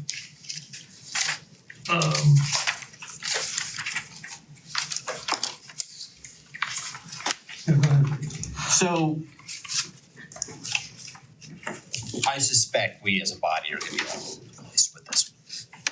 And Well, let's let that play out. well, I mean, let's let it play out, but Yeah. I'm very comfortable with what the Charter Review Commission has put together in its entirety. When I say I'm comfortable getting it on the ballot. I still don't know if it's right for the city, but I don't want to be, I don't want to put a stop to any of this when let's just let our community decide if this is what they want. Go ahead. I too am comfortable with what has been put together. And there are a lot of moving parts and pieces. I am comfortable with what they've put together, and I can support sending it as is right there to to the law department for review. Is it okay if we start the discussion with the three members that are here? Because where I'd like to start the discussion is, what is the problem we're trying to solve with ranked choice voting? I'd like to start there, if that's okay with everybody. It's a great question. I'll let the other two people talk about this, because Yeah. I'm the only person who voted against this. Okay, fair enough. To be clear. There is no problem. The system that we have electorally works, but it could be better. Ranked choice voting is a better system, right? That is more representative. So it's not that there's like a specific, thing that we are identifying with the first past the post voting system that we currently have. But rather that ranked choice voting is simply more representative of the will of the people and of it's more democratic. Like we were saying, what we're trying to do with this charter was to increase the democratic participation and values of the city. And we believe that's what ranked choice voting does. So I'm gonna ask you how that happens, but Harriet, go ahead. Well, I would say, I would agree that there isn't a specific problem. I also think that Cleveland Heights is a city that prides itself on being ahead of the curve, all the stuff we're so proud of, our inclusiveness, all that stuff, which amounts to us feeling like that we can we can be a model to how a model of good governance. And with ranked choice voting, you get not only, it's not only more representative, but it really addresses problems that we don't have necessarily here, but that the rest of the country has, which is this tremendous polarization, the rancor, the negativity, the competitiveness of our larger political system. And ranked choice voting addresses every single one of those. It tends to bring people together. It really militates against competitiveness. It helps candidates, for instance, who work together. The negativity of campaigning does not help the candidate. It tends to hurt the candidate. Cooperation helps the candidate. So to the extent that we are a model, a city of good governance, and it's a type of city that is attracted to the types of things that ranked choice voting promises or at least affords a possibility of. So I think it goes along with our, all our welcome. We're ahead of the curve. We have engagement. We have participation. It certainly encourages participation, and it certainly discourages alienation from politics. Okay, So to that Andy, you extent- wanna interject something? Yeah, I just wanted to tell all of council and anyone else that's listening for just reference, if anyone wants to read, there's a really good, University of Chicago Center for Effective Government has a really good democracy reform primer series article that's all about ranked choice voting, and it goes into a lot of detail. And it's actually What's it called? it's called Democracy Reform Primer Series, Ranked Choice Voting from the University of Chicago Center for Effective Government. Okay, go ahead. There are lots of examples that you could give, but just so that we could better wrap our heads around it. If you look at the 2022 GOP Senate primary, that's the race that JD Vance won. In that case, JD Vance got 32% of the vote. So almost 70% of the voters in that primary wanted someone other than JD Vance. One of the things that ranked choice voting does is help to ensure better consensus. So it could be the case that all of these people said, I do not want JD Vance. I'll live with anyone but JD Vance. But because he got 32%, larger share than anyone else, he got it. It could be the case that 70% of the people who voted in that primary absolutely did not want him. Maybe it's not the case, but that is a specific example where you may have found a different candidate win, a candidate that would have had more consensus, a candidate that's maybe less polarizing. So are you saying with ranked choice voting, somebody would have gotten not a plurality, but a majority? You run additional tabulations until a candidate has a majority. So in this case, so for example. So no pluralities in ranked choice voting? Well, it depends upon the details of it, but the classic case with the classic case, they would remove, in this case, there were 2, 4, 6, 7 candidates. What they may do is first tabulate all the votes and then remove the candidates who scored the lowest and redistribute their votes to the candidates that the voters chose second. Only in the case of a plurality, or would that be done no matter what? Well, it's, the only case where it doesn't happen is where there is a majority. So if it had Okay. been the case where 51% of people said, I want JD Vance, okay, there's no need for removing votes and retabulating. That answers a big question that I had. Thank you. Okay, a couple things. One, there is a pending Ohio Senate Bill 137 to Very aware of prohibit it. ranked choice voting. And I still have a difficult time trying to grasp this concept as to why our at-large elections aren't essentially a form of ranked choice voting when, let's say, you have 7 candidates running for city council and people are voting for 4 of them. And then the other thing, and I just came across this, I haven't had a chance to read this article in detail, but it is from the Harvard Kennedy School, the Ash Center for Democratic Governance and Innovation. It's a commentary from February 17, 2025.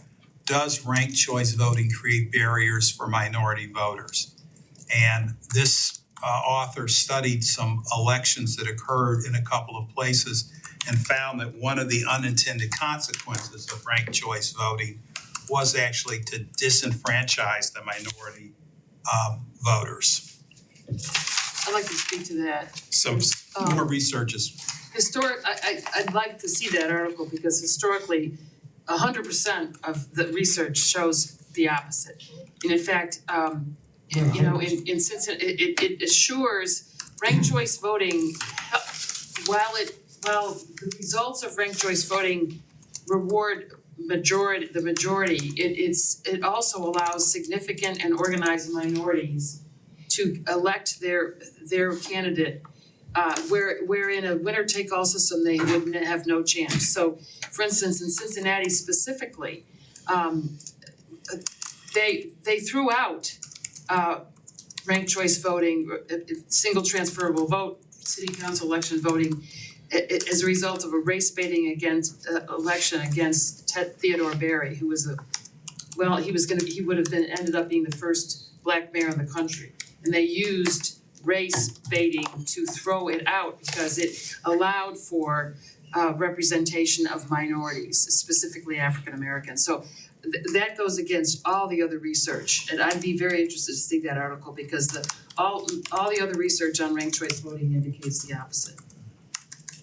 That's one of the things that it's touted as bringing about, is allowing significant organized minorities representation where they would not be able to get it with winner take all. But to Craig's point, wouldn't ranked choice voting work better in Cleveland Heights, since we do the top 4 candidates or the top 3, depending on what municipal election year we're in? If they were, I don't know if you remember me suggesting that everybody have a lane, that they run in. So you run against like one person instead of, top 4 go. Because if you're using ranked choice voting and everybody's in a slot, do you know what I mean by that? You wouldn't need ranked choice voting if everybody's in the slot. Right? No, if everybody's in a slot, that's when you would need ranked choice voting. If the way I'm understanding it, because you'd have if you had, let's just say, I'm in slot A, slot B, slot C, D, E, Oh, right? you're talking about like wards? I don't know what's Well, that would be one way to do it, but common pleas judges all run, it's not the top number of, like if there's 10 common pleas judgeships, it's not the top 10 vote, you run in for slot A, slot B, slot C, slot D. Does that make sense to you? I understand the judge phrases. Okay, well, if we did the same thing here, there could be, let's say, 5 candidates running against me. okay, if I'm running.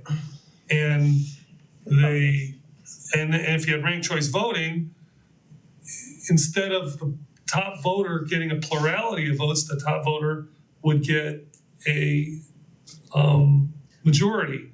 The way you have it now, Yeah, I think that isn't exactly true. When you have multiple candidates, you get, it's not, you don't, the majority, you don't ever reach majority. They establish a threshold of what it takes to win. So if it's actually in your notes, in our amendment, so there are formulas, so it's only in a head one on, on a mayoral where you're electing one candidate, you have to get more than 50% of the threshold is 50% plus one. When you're electing a large group, it's better, the more candidates are running, the better it works, actually. Right. The more precise a measure of voter opinion you get when you have the number of people. do you know what I'm saying? I do, Because it and believes- I would agree, so Tony and Craig, I think that you're right. That it works best, it's clearer whenever there is, for example, one position and many candidates. Whenever the number of positions is similar to the number of candidates, so for example, let's say there are 4 seats up and maybe there are only 5 or 6 candidates, there may not be much of a change there. The outcome may not be very different from the first past the post scenario. Where you would really see a difference is in a situation like the municipal judge or the mayoral position where there's just one position and many candidates. So I agree with that, but I still think that it's worthwhile to apply it to the city council There's races. two kinds of, Right. there's the instant runoff where you're gonna elect one person, and then there's the single transferable vote where you're electing multiple people. So you don't Yeah. have a primary then for a single office? Correct, that's Right. actually a way to save money too, which is another Yeah, reason. that gets to the question we were. No primary. I'm gonna send you guys a blog about the multi-winner ranked choice voting tabulation step. Because it is a little bit different than how you would do it at the single. I would read it, but I'm just gonna send it to you guys.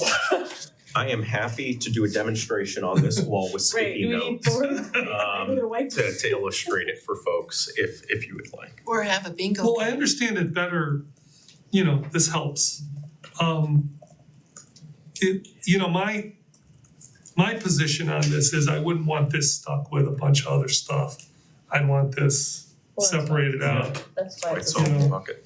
Yeah, well, and I'm not saying, but some of these buckets I'd be fine going with together. But not this one. Oh, yeah, this one. Yeah, it should definitely be different, separate. Where are you at now? No, I'm gonna be a no on ranked choice voting. No to sending it to voters. That's just my own personal preference. I'm also concerned about the county's ability to run ranked choice. Did you study that? Yes. They would have to run these offices.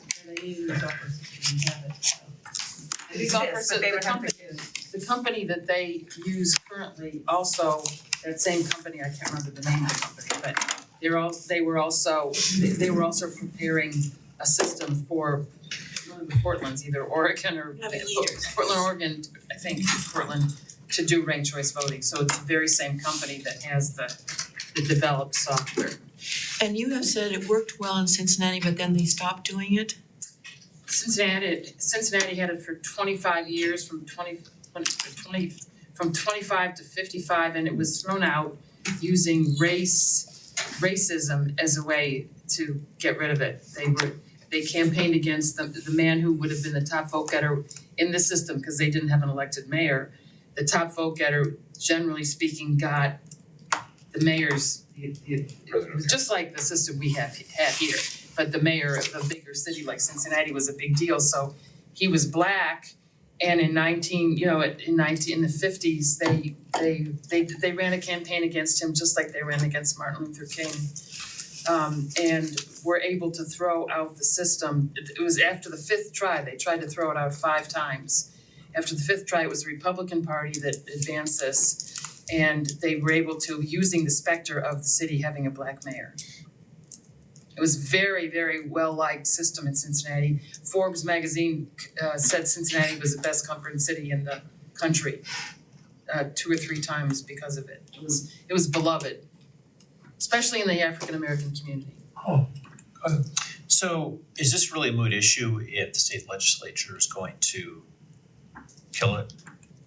That's more directed toward you, Councilman Cobb. Well, I'd say it could be. I don't know. You don't know how they're gonna go. Tim and Donnie. It's in committee, but I could sure bet you that if it starts getting adopted by any cities, I would say given the present makeup of the Ohio legislature and the fact that it, I think, tends to hurt Republicans more than Democrats, particularly on these statewide, That's why they don't. countywide elections, it'll get passed. So I again, just reiterating what I initially said, I'm in favor of proceeding with this and just putting it in the hands of the voters. That's where I'm at as well. Yeah.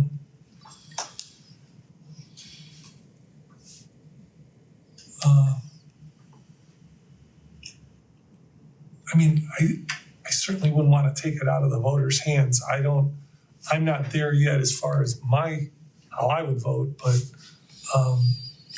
you know, I don't have a problem with the voters making the choice. Yeah, University Heights, I think this issue came up and their council decided not to You know, have it submitted But to the voters. apparently the reason was because they didn't have the information about the ability of the Board of Elections to count it. and when did they say it would take them a year or two to be able to, or did they say? I'm not too sure. I thought there was something, but obviously you could put a provision in. It would take, I think we did get some information about that, and it's not something they could do, you know, like at the drop of a hat, because they have to get a new software system, and the software system has to be approved both at the state level and the federal level. So to Craig's point, you know, if you've got people at the state level who aren't interested in this, so for instance, I understood that LaRose was very much opposed to any form of ranked choice voting, but assuming he's still the Secretary of State when it comes forward, it might not just, you know, move through quickly to approval if somebody at the state level is antagonistic. Now, that's not a reason not to do it, but that's just the political reality. Yeah, the politics look grim because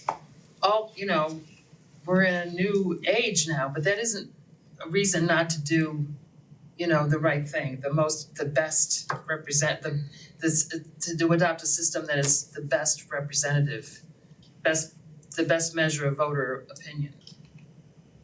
No, I'm not saying it's a reason, I'm not saying it's a reason not No, to I'm not advance it. disagreeing. I'm just saying that if you're kind of trying to analyze how likely is it that something's gonna happen at the state level that would thwart it, I think it's very likely that it would, but that's not a reason not to do it. Yeah, it's not a reason not to. As we see all around us, things are being thwarted that we still believe in and Right. are willing to fight for. I remember Mary Rose Okar running, I'm sure those of you who've been around Cleveland long enough to remember Mary Rose Okar. She got in a primary with it was low 20s, 22%. She became like a 15-term congressman. I mean, it was a lot of terms, 2-year terms, but still a lot of terms. I mean, I see how, careers can be made with a really low vote total to start out, but so I do see the downside to letting that small of a group determine, because the power of incumbency is just out of sight, really. For what it's worth, I try not to intercede my beliefs at this table a whole lot.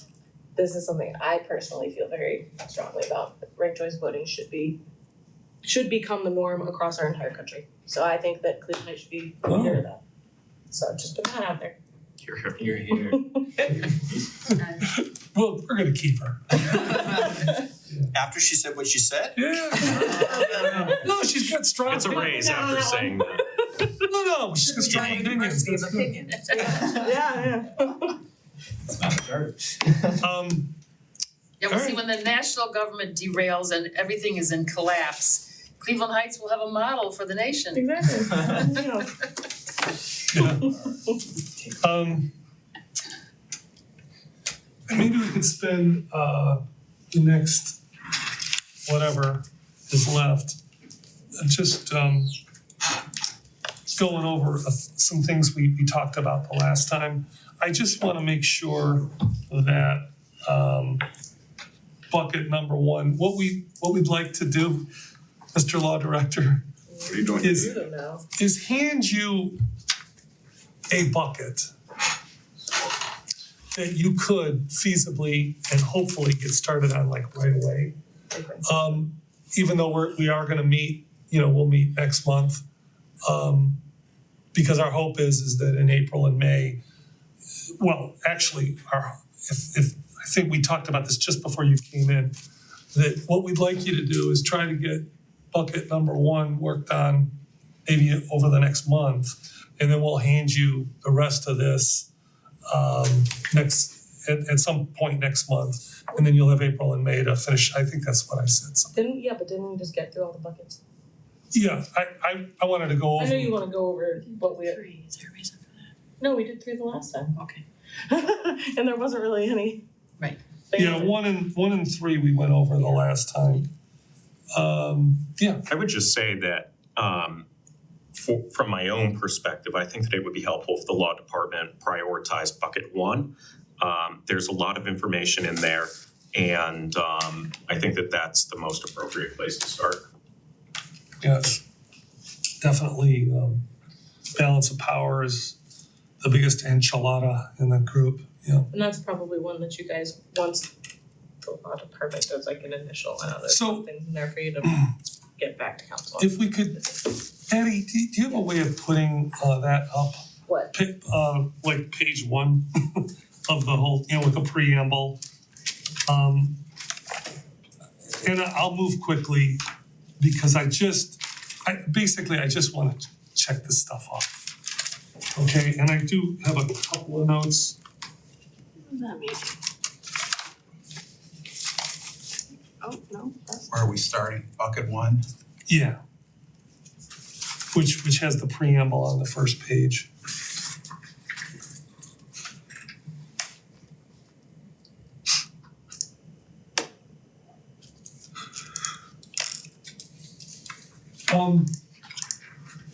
I know that we use, in the preamble, I know we use principles of justice, I see diverse society.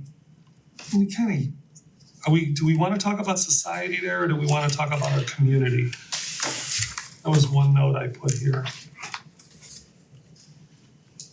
You see where it says, which all voices in our diverse society? I do like community better.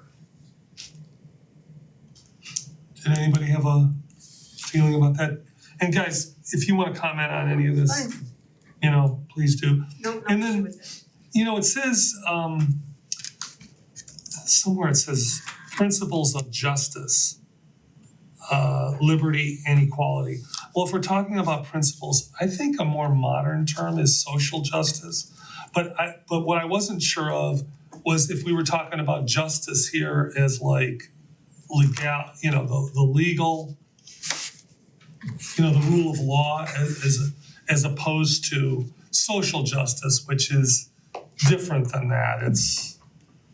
That's more about equality, right? So equality kind of covers social justice. Principles of justice, I'm assuming you're talking more like rule of law. No, tell me. No, justice in and of itself is a precept. Kind of on the same liberty and justice, it's sort of include equality, if I were gonna drop any, I don't want to drop anything. Suggesting dropping anything. no. I don't want to drop. I don't think it should be modified by social. It's a principle in and of itself. I see. Bigger blanket. Philosophical, platonic, Liberty and justice. I like that word. As it applies here. Okay. And by the way, as I go down here, please don't, I'm just I got my notes, but you guys may have other things. Article 3.1.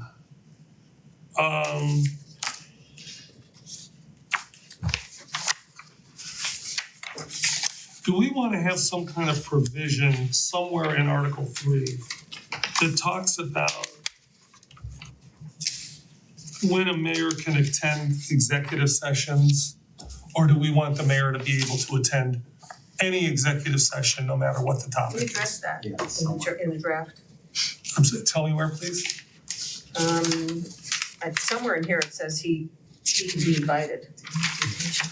Doesn't say he automatically. Okay, so we did talk about that. Yeah, I don't remember where it is. Meetings, 3.6. Thank you. 3.6, but So I believe, Yeah, I'll always look at it before. oh, yeah, I yeah. think it's in section 4.5. Oh, not 3.6? I'm sorry, I was wrong. 4.5, the mayor may introduce ordinances and resolutions, and may participate in all meetings of the council, including executive sessions on the invitation of the council. Okay, very good, thank you. I don't know why I thought that was in here, but thank you for clearing that up.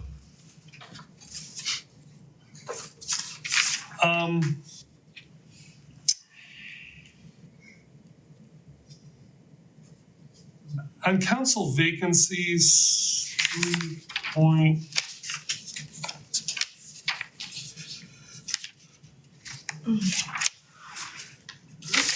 3.3. There's no, Do we, Bill, do you remember we were trying to figure out when the clock starts when somebody leaves council? And did we wanna put something in the charter that clarifies when the clock, what would be, so we're changing it from 45 days to fill a council vacancy to 60 days. We did agree on that? Council? So, yeah. Okay. Sorry, what? So- Sorry. Say it again.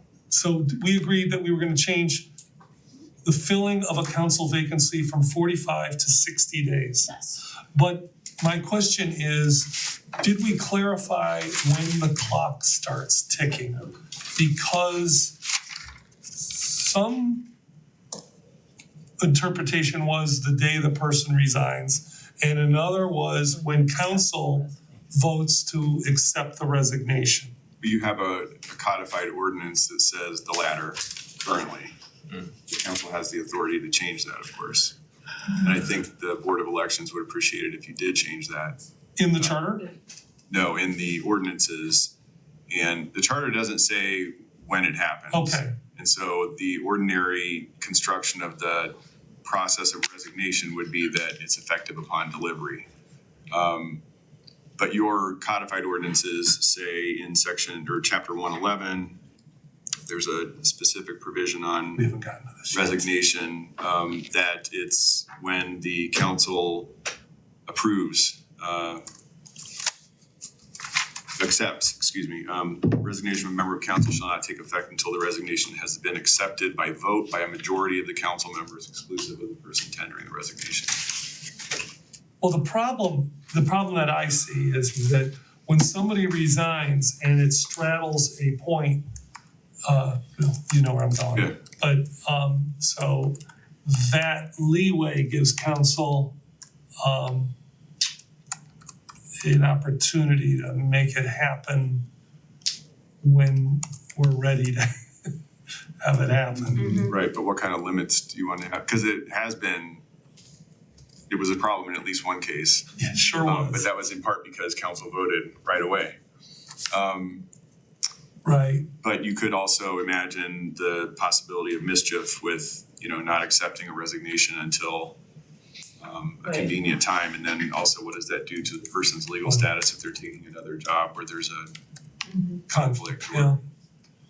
yeah. Are there any cities that seem to me that you should be able to resign from office by delivering your resignation letter to the clerk of council? I think that's the typical arrangement, yeah. So that's an ordinance change we need to take a look at. I think if you got rid of the provision in chapter 111 that I just read, that would be what yours means. So you just. You know, you could specify clerk of council, that's fine. So in other words, is there a state law that says it's effective upon tender of resignation? I don't know if there's a state law on it, but it's certainly the state of state law. Yeah. I don't think we need to put it in the charter. Do we? Do you think we need to? No, I think what he's maybe not. suggesting is you could repeal the ordinance. Right. Correct. Yeah. Sounds like an admin services Sure does. Well, assignment. we're actually working on that. 111.28. Right. we are. Where, yeah, what, 111.2. we're gonna need an 8-hour administrative services committee meeting Monday night. No, please. And you know, there's that one place this can become complicated to think about, but I don't think it actually should impact this question is with regard to vacancies that would result from the expiration of somebody's term, because in those cases under state law, and there is a statute on this, that person is still in the office until a successor is appointed or elected and sworn. But I think that's different than resignation. I'm just throwing that out there.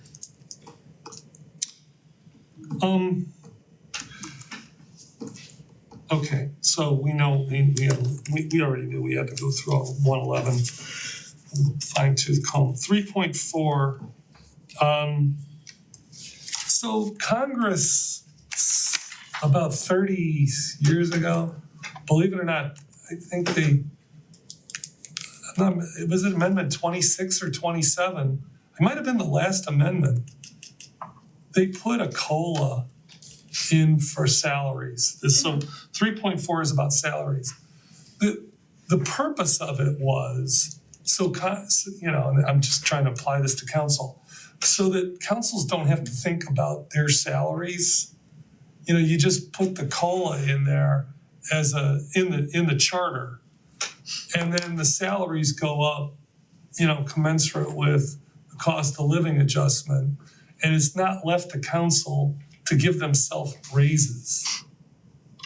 What do you guys think about that? Okay, so this is something that's gonna be brought up in the Administrative Services Committee about the $16,000 amount for the council president. Don't take offense to this, council president. That $16,000 triggers a different level of ethics reporting. Okay. And I would prefer to see that number to be less, and I certainly don't want to see it automatically get beyond $16,000. Wow, that's something I didn't think about. Personally, I don't care about the ethics report level thing, but what I'm trying to at least suggest is that I think it's a little bit burdensome on a legislative body to have to give themselves raises. It is very much a political issue whenever elected officials give themselves raises. And you sort of take yourself off the hook about that when you have a provision that automatically gives you a raise. There have been occurrences in this city where, because of finances, the employees did not get a cost of living increase. And unless it was tied into that, you would have a situation where council members were getting a cost of living increase and your employees weren't. I also believe that whatever we do should be subject to getting scrutinized by the voters. And if we put an automatic raise, even if it's a minimal cost of living, we're not subjecting ourselves to that scrutiny. Well, I would agree if and only if city employees, yeah. So the salary provision that we proposed is based on a process that's used in Lakewood. But in Lakewood, they have the the Civil Service Commission make a recommendation. And then if council, I think council has to act to reject it. Am I remembering that right? The way we wrote it, you get the recommendation and you have to decide whether you want to accept it or not. So you still have the obligation to make an affirmative decision, which in effect is putting it in front of the voters to see what you're doing. Yeah, It's not a default that you get a raise if you do nothing. You have to do something to get a raise. And it only happens periodically because there are all these rules about how you can't give yourself a raise during your own term. So I think what we were proposing is that it seems only fair that there should be periodic adjustments in council salaries. You haven't had a raise in like 20 years, which is a long time. So we were trying to provide a mechanism to have an objective review of, you know, what it should be. yeah. And then you get it and you can decide, you know, you get input from the public, you can decide whether you deserve some adjustment or not. We're trying to kind of strike a balance. Yeah, The other question I have is the Archer study has recommended that we have a raise, the council have a raise. Good. But the one sentence in here talks about no change in salary and other compensation for a council member or the mayor shall take effect during the current term of that person. So in our cases, the three of us would not have a raise until we're done 2 years down the road.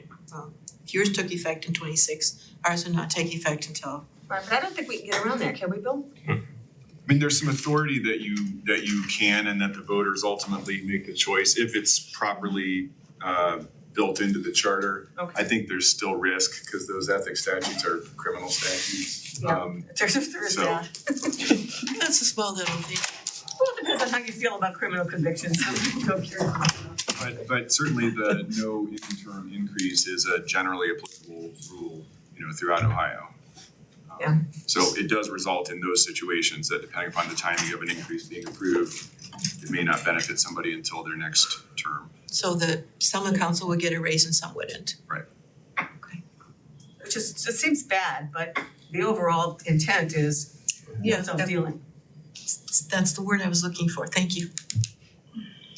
so leave it. I mean, I'm okay with it as it is. Okay.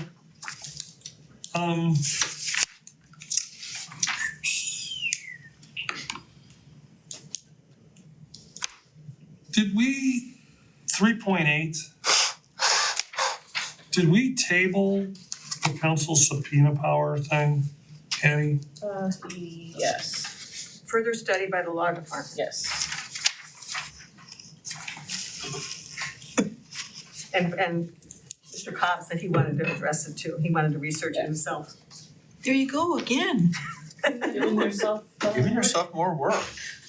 That doesn't sound like me volunteering to take on extra No, work it really But doesn't. we did for the say, current salary that this position. It really doesn't. we did say the one actual change would be changing the council president to law director shall have the power to Yeah, I issue remember those.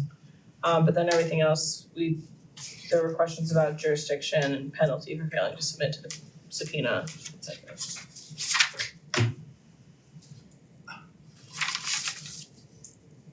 Yeah, So additional details. I And think you my. can address it by ordinance if you Yeah. wanted to. My concern was the abuse, potential abuse for this, and then I think that's when the law director brought up, well, there's a provision in the Ohio Revised Code about it. I think I did try to take a quick look. I can't recall what I found, but I do think it was limited subpoena power. So is this one that, I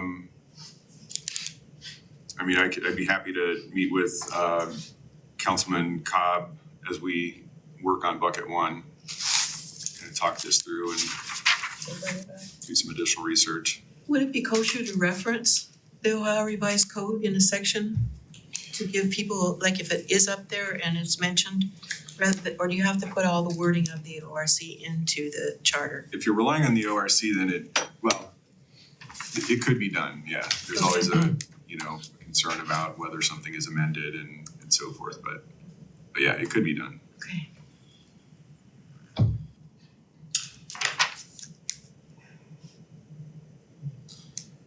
So where are we? I'm sorry. Are we for leaving it in? Well, I think it was Cobb the director, gonna It's in for now, pending. talk about it, further review, bring it back. 3.11. President of council, vice president of council. Addie, did we? Majority of members No, we present? said keep as previously written, at least 4 of its members, We did. yes. So we did I just wanna not point go out with that the the majority. reason we changed that is because if one or both of you aren't there, then 4 is, it's a lot. But obviously it's your choice. So we already decided it's 4. Yeah, I said, I have it written as keep as previously written, at least 4 of its members. Okay. And then I did have a note to add something about and other duties as prescribed by ordinance at that last sentence Last sentence. of B, 3.1B, but I'm not sure. It was the same question about whether it should refer to Right. affirmative vote of a majority or if it should have the number 4. And what my notes say is that affirmative vote means affirmative vote of a majority of council members present at the meeting. So you could make it the same wording as A, because that's what it means. Might make it clearer to people if it's the same in both cases.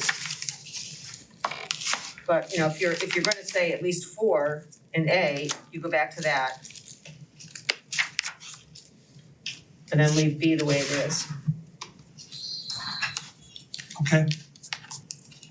And 4, yeah. You're going back to subpoena power bill, it's in Ohio Revised Code 733.38.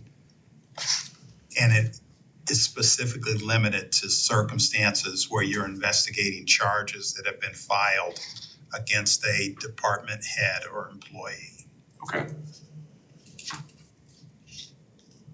So is the one, which other, So this is broad. this is broader. This is broader than what's conveyed. So we're gonna need to have a discussion about whether we wanna do that.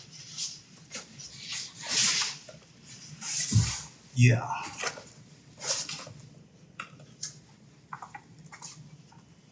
So Eddie, make a note of that, because I wanna get through the rest of this and wrap this up. And then we'll tie up any loose ends at one more meeting. I think one more meeting, that's what I would hope for.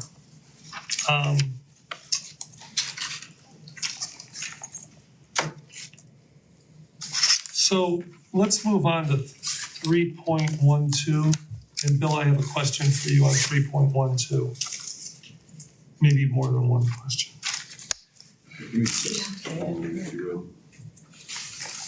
Okay. Thank you, everybody. We're gonna wrap this up. Anyway, thank you. Good work today. Part of the team. 3.12? Yeah. So one of the things in 3.12 that kept tripping us up when it came to inquiry was the provision that said, in all other than inquiry, you go through the mayor and the city administrator. Well, that's not in here. So my question to Bill is, by taking that out, does that take away the conflict that we may have had in previous debates about our right to inquiry? And I'm speaking in generalities for the moment, I want to get more specific. But by removing the part that says all other council interactions, I don't remember what the old 3.6 was in the original, in the charter now. By not having that in there, are we indeed removing the conflict created in the present charter? Okay. Yeah, so I in got it. 3.12, it's not there, but in 3.6, in the present charter, it is there. So you're saying is the new 3.12, getting rid of conflict with 3.6 F. Yes. And I can also tell you in the model charter that's, what's her face? I can't remember where it came from, but it's a national organization. Yeah, League of Cities. I can tell you that they recommended flat out, you do not have what's in 3.6 in any modern charter. It just creates problems. But I just want to make sure that, is that all we, I mean, I know there's other stuff in here, but I'm just saying, is the removal of that going to keep us relatively conflict-free? I was trying to look quickly to see if it was relocated anywhere. No, I don't believe so. It's not, and it's removed. I mean, I don't know that it's a magic wand because there's still executive power vested in the mayor, the mayor's office. And so I think it takes certain arguments and objections off the table, but it's, you know, there's still potentially always going to be a conflict when you have an executive and a legislative branch. Yeah, I just don't want I want the, I don't want the 3.6 and now 3.12 to have the same, conflict within that entry, Question, so in 3.12, what is meant by the term inquiries?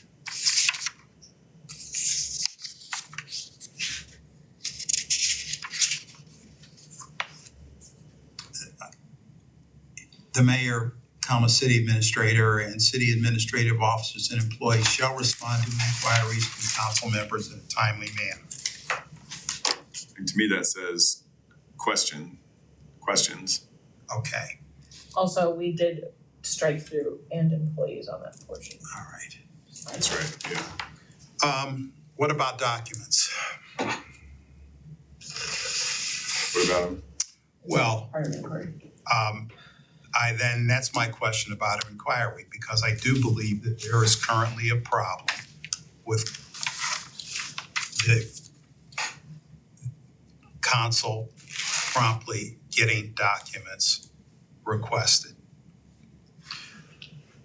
As in a public records context? Well, this came up in the city council meeting, and That's why I'm asking about that. Yeah. well, in requests for any documents that aren't privileged, there should be an obligation on the part of the administration to provide those documents without delay.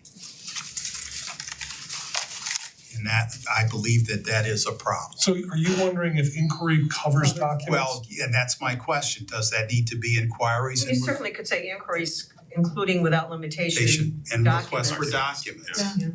Of course, what is the penalty for failing to provide? Well- That's why I was asking that question, because that right does exist, as we've discussed, in Ohio law. But if there is a problem with the execution of those processes, then the requester ends up needing to seek assistance from the Court of Claims or from the courts. And that's actually, the same with a conflict about whether a charter provision is being complied with as well. I gotta cut. But I think that you could certainly include a reference to documents in this language. I would like to have and documents added to inquiries, Or or the listed in language. including without limitation. yes. Yeah, right, because you don't, if you Right. say something specific, you want to make sure you're saying it not limited to. Yeah, that works. So Annie, you got that?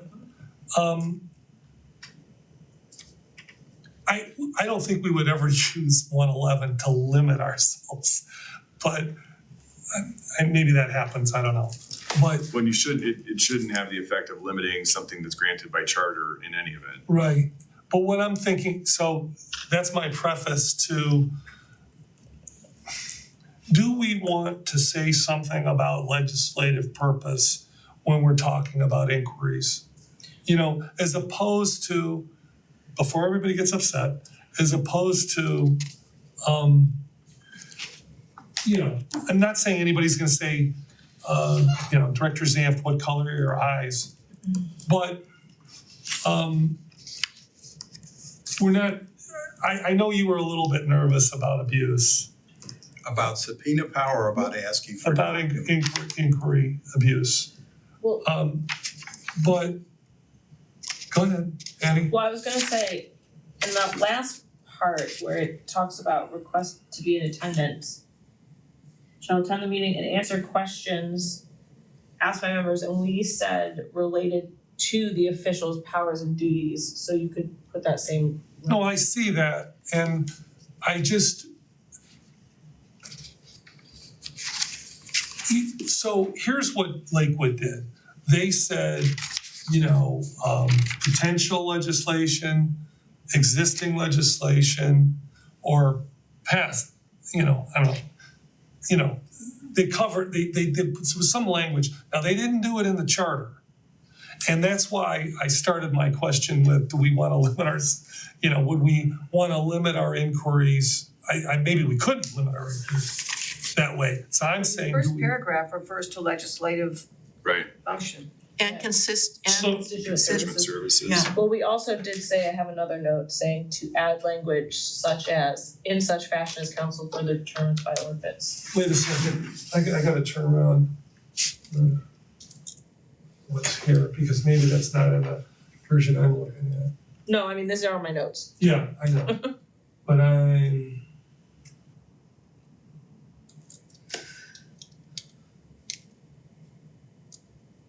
do not want to limit it to legislative, especially since you read the next few words that constituent services functions or advocacy has to continue. And oftentimes that requires asking for information from the administration. I agree. I do agree with that. I just wanted to make sure that we're saying, just one more check on making sure we're saying what we want to say. Go ahead, Jim, I'm sorry. No problem. The last sentence says, when the council president or committee chair has made such request, the official director of personnel requested to be in attendance shall attend the meeting and answer questions. Now, going back to the first sentence of that same paragraph, it says the mayor, city administrator, and city administrative officers and employees shall respond to inquiries from council members in a timely manner. So could a response be, we're not going to provide this?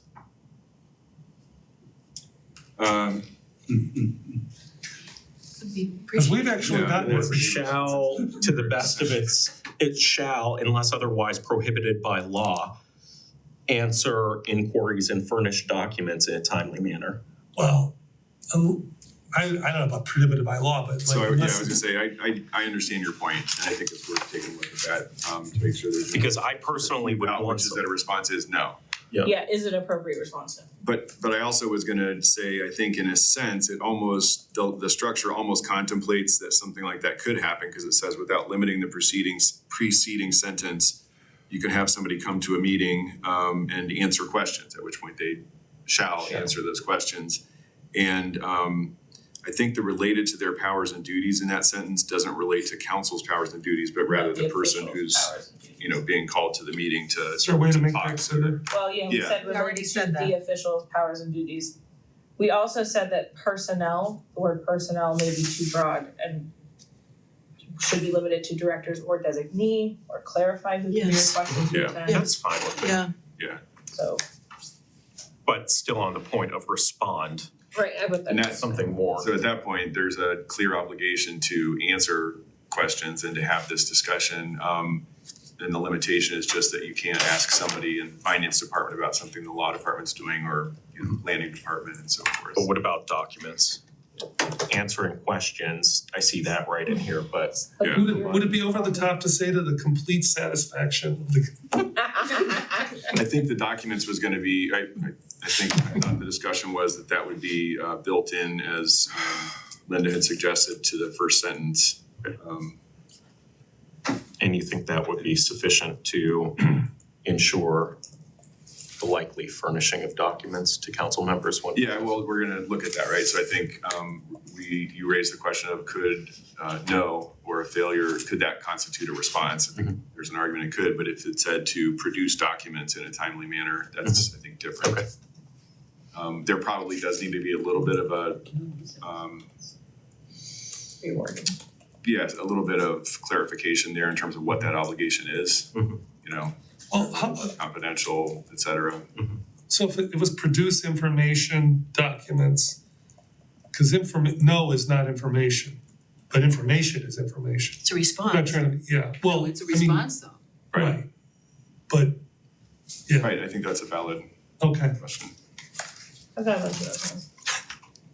What do you wanna Copious say, notes. shall respond to inquiries from council members by providing information, including without limitation documents in a timely manner. So did we land on, I think we all know what we want for this. the council president or council committee chair may request a person, did we want? I think you said official, director, or designee. Well, I was thinking directors, because person, we already said we're not going to be able to just call anybody. Right. So why don't we say directors, chiefs, or designee? Or do we need something else? I don't know, help me here. I think that works, and the ability to designate somebody to fulfill that responsibility means that if there's someone who's in a better position or who's available when the chief or director isn't. Craig, directors, chiefs, or designee? I'm good with that.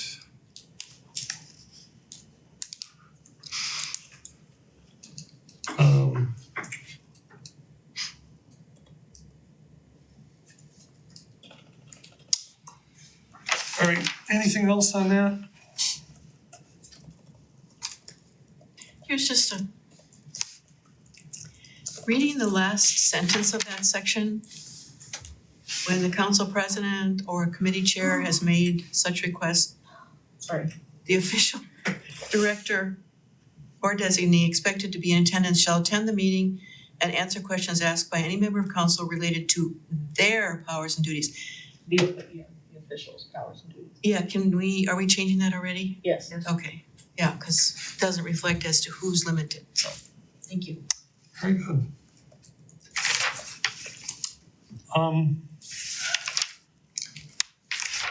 All right, let's quickly just kind of fly through the executive thing here.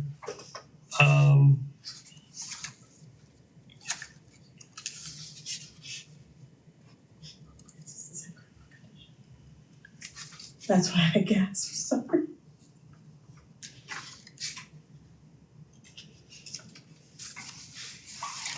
Um, 4.3.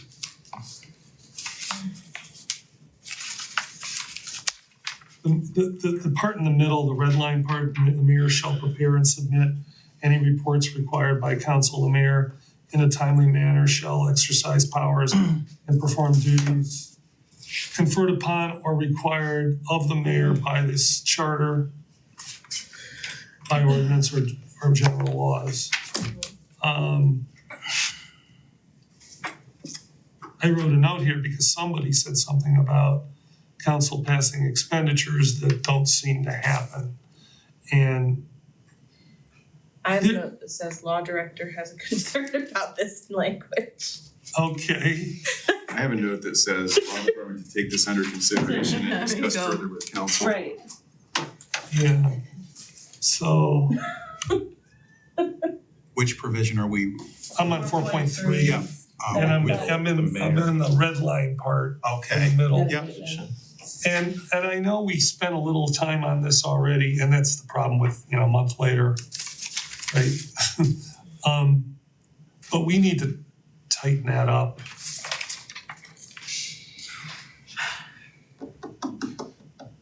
I think part of my concern was just ordinance, Yeah. and the ability to, or the necessity of staying consistent with the charter. Yeah.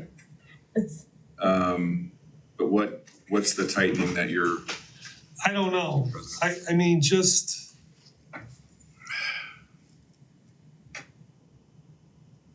President. So, for example, what does, by ordinance, some council members might argue that the prior ordinance that they passed regarding, funding lifeguards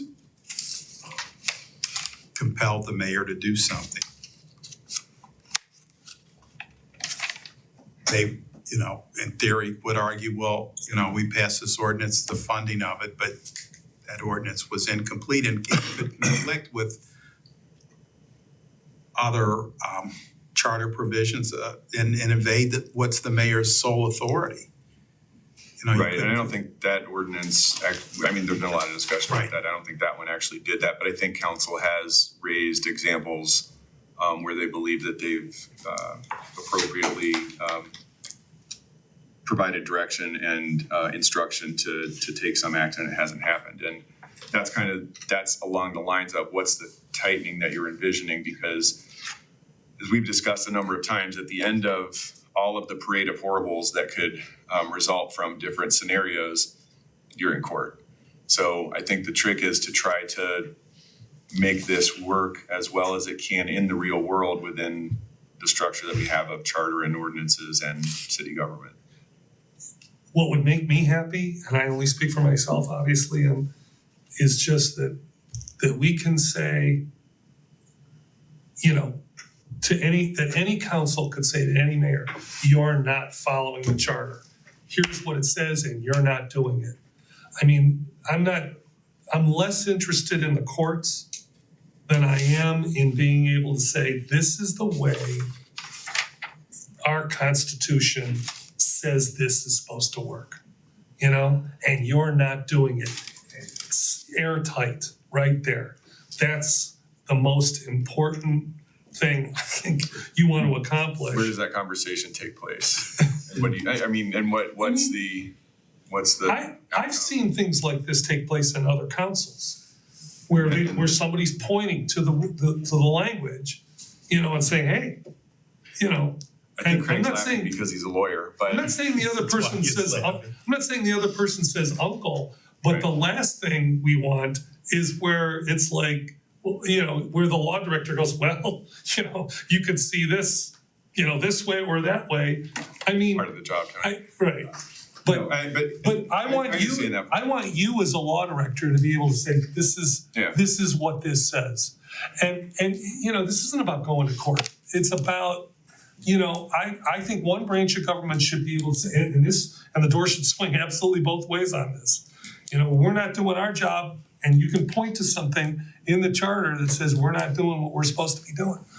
I think it should be definitive. Is a slightly different way of saying it that it should be clear enough that both sides should understand what they're authorized to do and what they're required to do, and if you assume that both sides of government will act in accordance with their responsibilities in the city's best interest, you won't have those problems. I'm saying, Meaning that you tighten it up and you make it as clean and clear as you can to accomplish the objective, and then you govern. yeah, I believe that bodies act differently when they think they have to.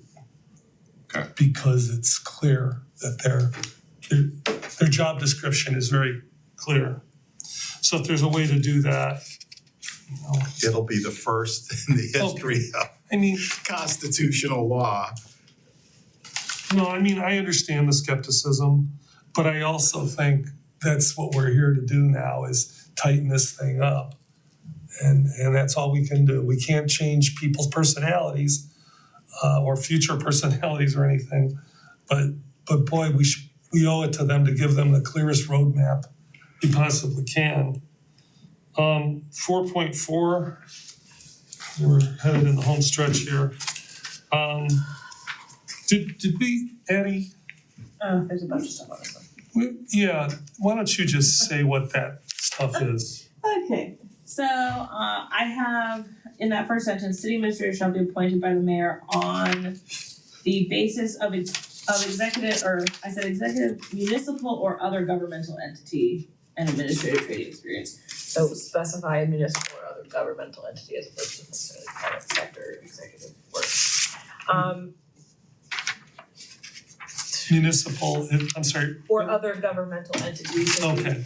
we said we would be okay with like county or state operations Right, right. experiences. no, I think that's And good. training or experience related to municipal and or other governmental operations was something else I had put in there. So kind of just rewording that to specifically spell out municipal or other governmental operations as opposed to private sector. Which is not to say you could not have both. Yeah, I think it's what's municipal and or. And or, right, correct.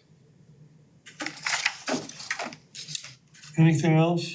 Well, I'm sorry to clarify that. So in terms of the qualifications for the administrator, what was the language we were gonna insert?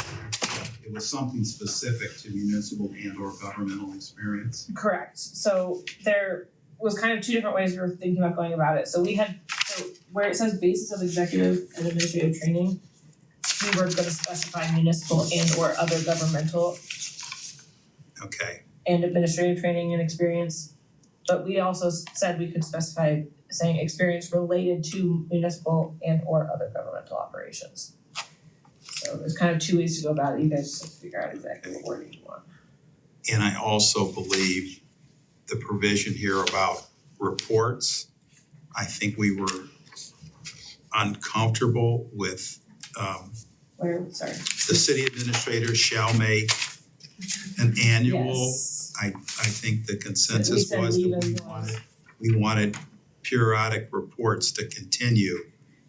Yeah, so it said leave as it was, incorporate the September 1st report date as part of the budget process or as otherwise determined and prescribed by council by ordinance, so we're not putting it in. Okay. President Kudo? Yes, I'd like to know what CEM, you must have added, I'm talking about the city administrator shall, the second paragraph, shall assist the mayor in the operation of the mayor's office and subject to the mayor's supervision and control. It's redlined out from the commission, be responsible for the preparation of the annual budget for presentation to the council. What is your opinion on that as what we've gone through lately? I mean, I wrote a note here and I said, why cross this out? Yeah. Because there's language in Article 9 that specifically talks about the finance director doing Right. that. So it was just repeating, so Not repeating, but assigning it to somebody else, sorry. competing. Well, go ahead. I believe in light of what's happened this last year that there needs to be some oversight over the finance director if for some reason the mayor's duties are distracted Well, you could with so much on their plate. say be responsible for assisting in the preparation of the annual budget. Because then that would, or yeah, overseeing. I would like to So add there's that, that accountability. I would like to add that, please. So what is it you're putting back in? So city administrator shall assist the mayor in operation of mayor's office and subject to the mayor's supervision and control, oversee the preparation of the annual budget for presentation to city council. Assist in the, No, I thought I said oversee. Would you wanna say oversee or assist with the preparation? well, Oversee sort of implies some level of accountability, And engagement. so I'm not sure. I mean, that's, whenever I'm thinking about this situation, it's like I want someone who is accountable for it, you know, who if they see that it's not getting done, then they're, you know, going to intervene. see, the mayor has decided, I mean, and that's this mayor, another mayor's gonna decide something else, I would assume. But, you know, that certain departments would report to that one person and certain departments would report to the city administrator and that, Mhm. I mean, I think we want them to have that flexibility. I mean, I don't know. I would ask you, I guess, all of you. I mean, do we wanna get into like own reports to who? Yeah, that's actually a good point. We talked about policy I wise. see the law director shaking his head. No, I agree, I don't think that you do, and the end of that paragraph already sort of provides for city administrator involvement in kind of all of the operational aspects, So certainly with assist in regard the to personnel. preparation. Yeah. And assist in the preparation of.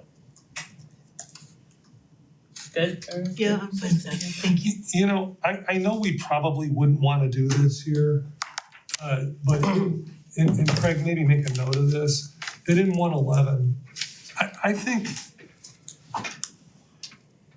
we wanna define the types of reports that we wanna get from the city administrator, you know, a little bit more. And I say that, I mean, I don't think we'd wanna do this here, but but maybe we can't do that because then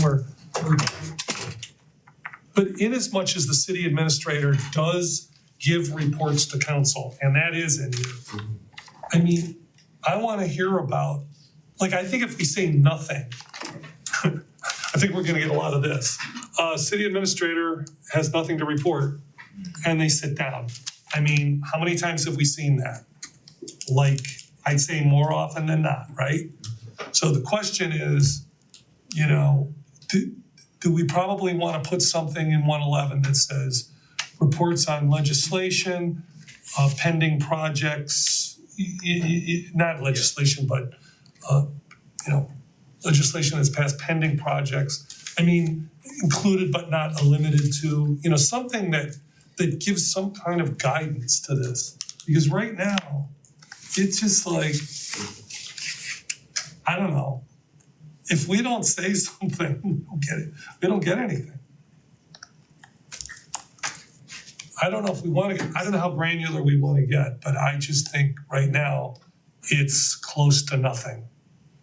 I would only say that the general structure of the city administrator role is that it's, you know, highly subject to the direction of the mayor. So that I think council's ability to say something in an ordinance, if that's not sort of dovetailing with some authority in the charter, is pretty limited. Right, and I'm saying, would that dovetail with the reporting to council? Not unless this said, generally in accordance with, you know, those procedures as may be prescribed by council by ordinance or something like that. That's the language that I was thinking about, adding something like that to this. So I think without that, then it's not a great argument that we can describe that. This is a luxury for a city, a municipality, a city administrator. And it, I mean, in the sense that most don't have it. And I'm just saying, I don't know what the benefit is sometimes when we don't know what's going on. And if we don't put something in here that allows us to get information, this is almost like another inquiry thing, you know, except that it would be a 111 as opposed to a charter amendment, right? I think, are you okay with that provision? Yeah, Sorry, say this again for me. I'm losing steam. I mean, Bill law director sort of touched on this. Wordsmithing this provision, the city administrator shall make periodic written report to the mayor and council, you know, not less than however we want them, and or as otherwise, Look at Eddie's face. or as otherwise recommended by council, Well, something like that. I mean, I could try and draft something so you're not. not, but I don't want it just to be written. You know, we want, The ones in we want. Or as other reporting as may be required Okay, by all right. council. And or by ordinance, right? That's Right, yes. we need the or by ordinance thing in there.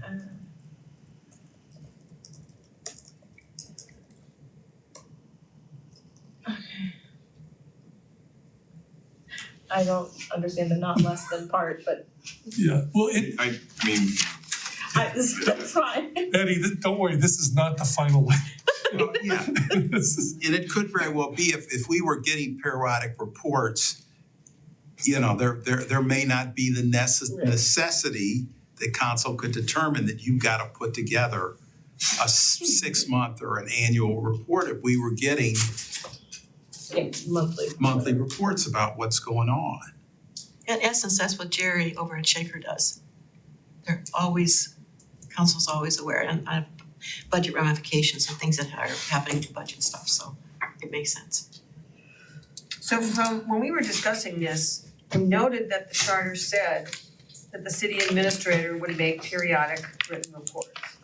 But we also observed that that wasn't happening. As in, no reports were being given. True. So We had one report. we changed it to say annual,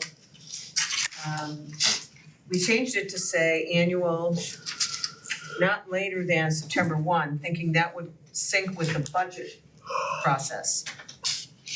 So, I mean, I think trying to be more specific about it may be a good idea, because obviously what's in there now isn't working.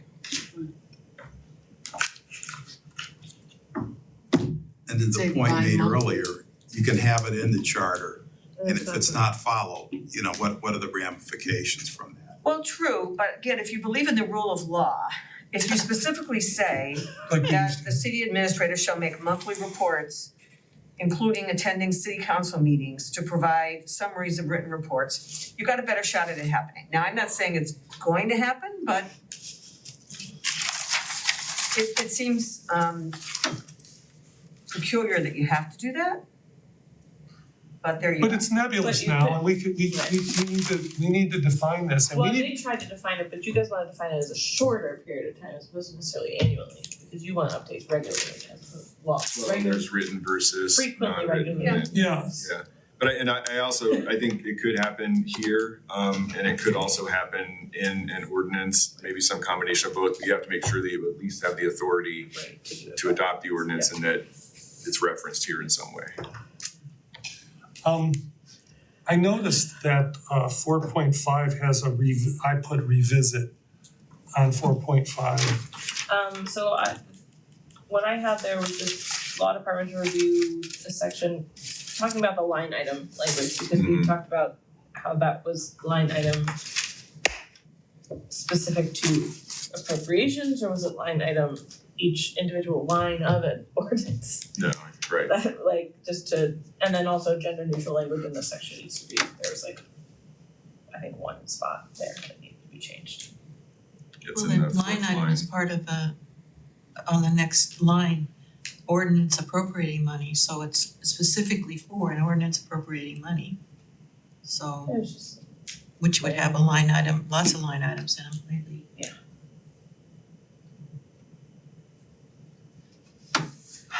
Bill, is it clear in the first sentence where it says the mayor may introduce ordinances and resolutions in the council and may participate in all council meetings? Is it understood that when it says participate, it doesn't, that it's within the council president's purview of like, you know, how much time you get, and I mean, does something need to be said there? Because I think that it's clear on the face of the language that the council president remains in control of the meetings, and that's covered right, elsewhere. that Okay. meeting. And I think you could actually end up watering down the council president's authority if you tried to make it overly specific. Okay, cause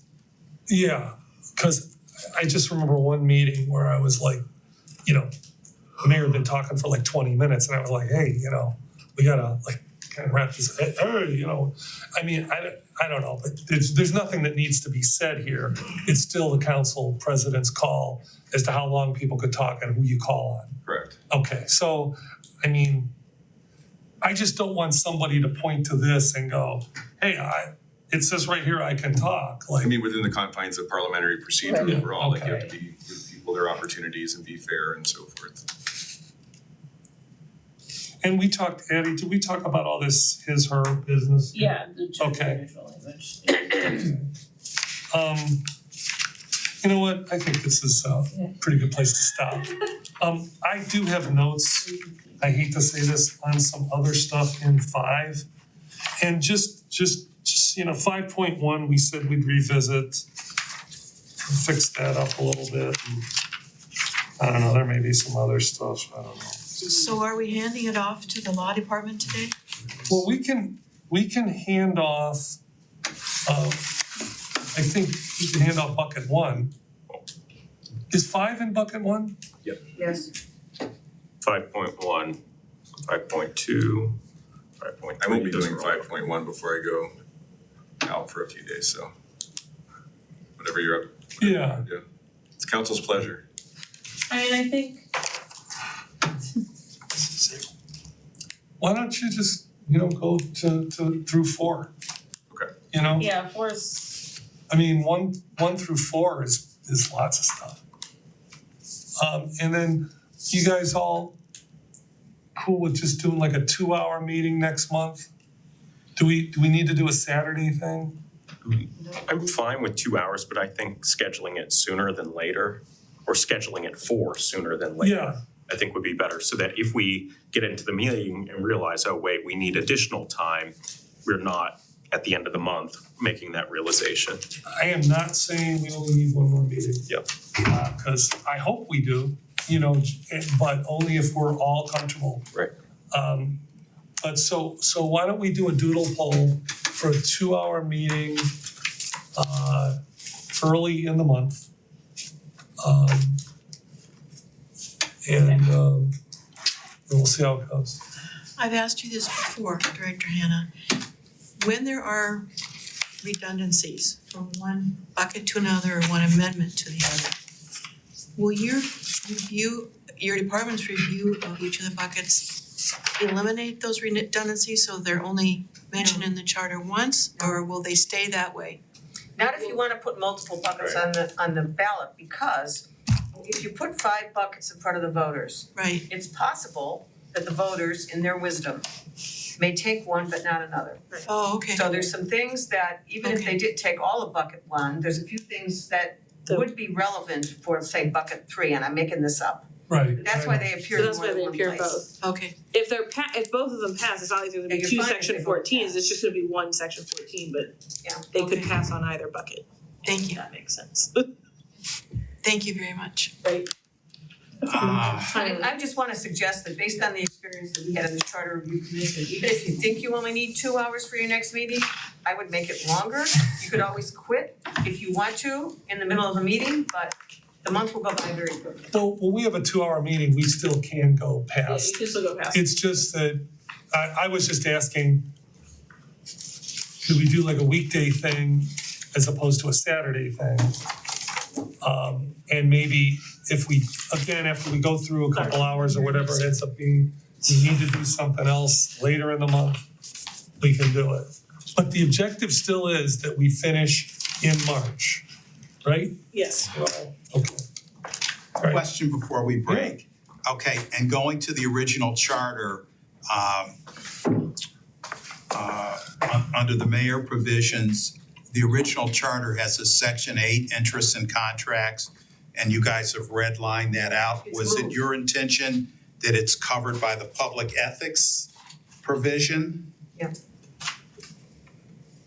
And were you guys confident that when you make reference to the laws of the state of Ohio and ethics requirements, that would encompass what was originally in 8 Yeah, without so- specifying it? So I think Director Hannah could speak to this probably more authoritatively than I can. My understanding is that we in the state of Ohio have a very good set of state ethics rules plus official interpretations. Well, they're not necessarily abided by, but we have the rules, and there is commentary on the rules, there's case law on the rules, so that it's beneficial to use that as a reference point, but I'll let you. No, I agree 100%, and we do have the benefit of having an ethics commission that has put out a lot of written guidance over the years, and instead of creating new standards that may not be really much different, but we're not sure what they mean, using the standards that exist in Ohio law allows us to take advantage of all of that and to more effectively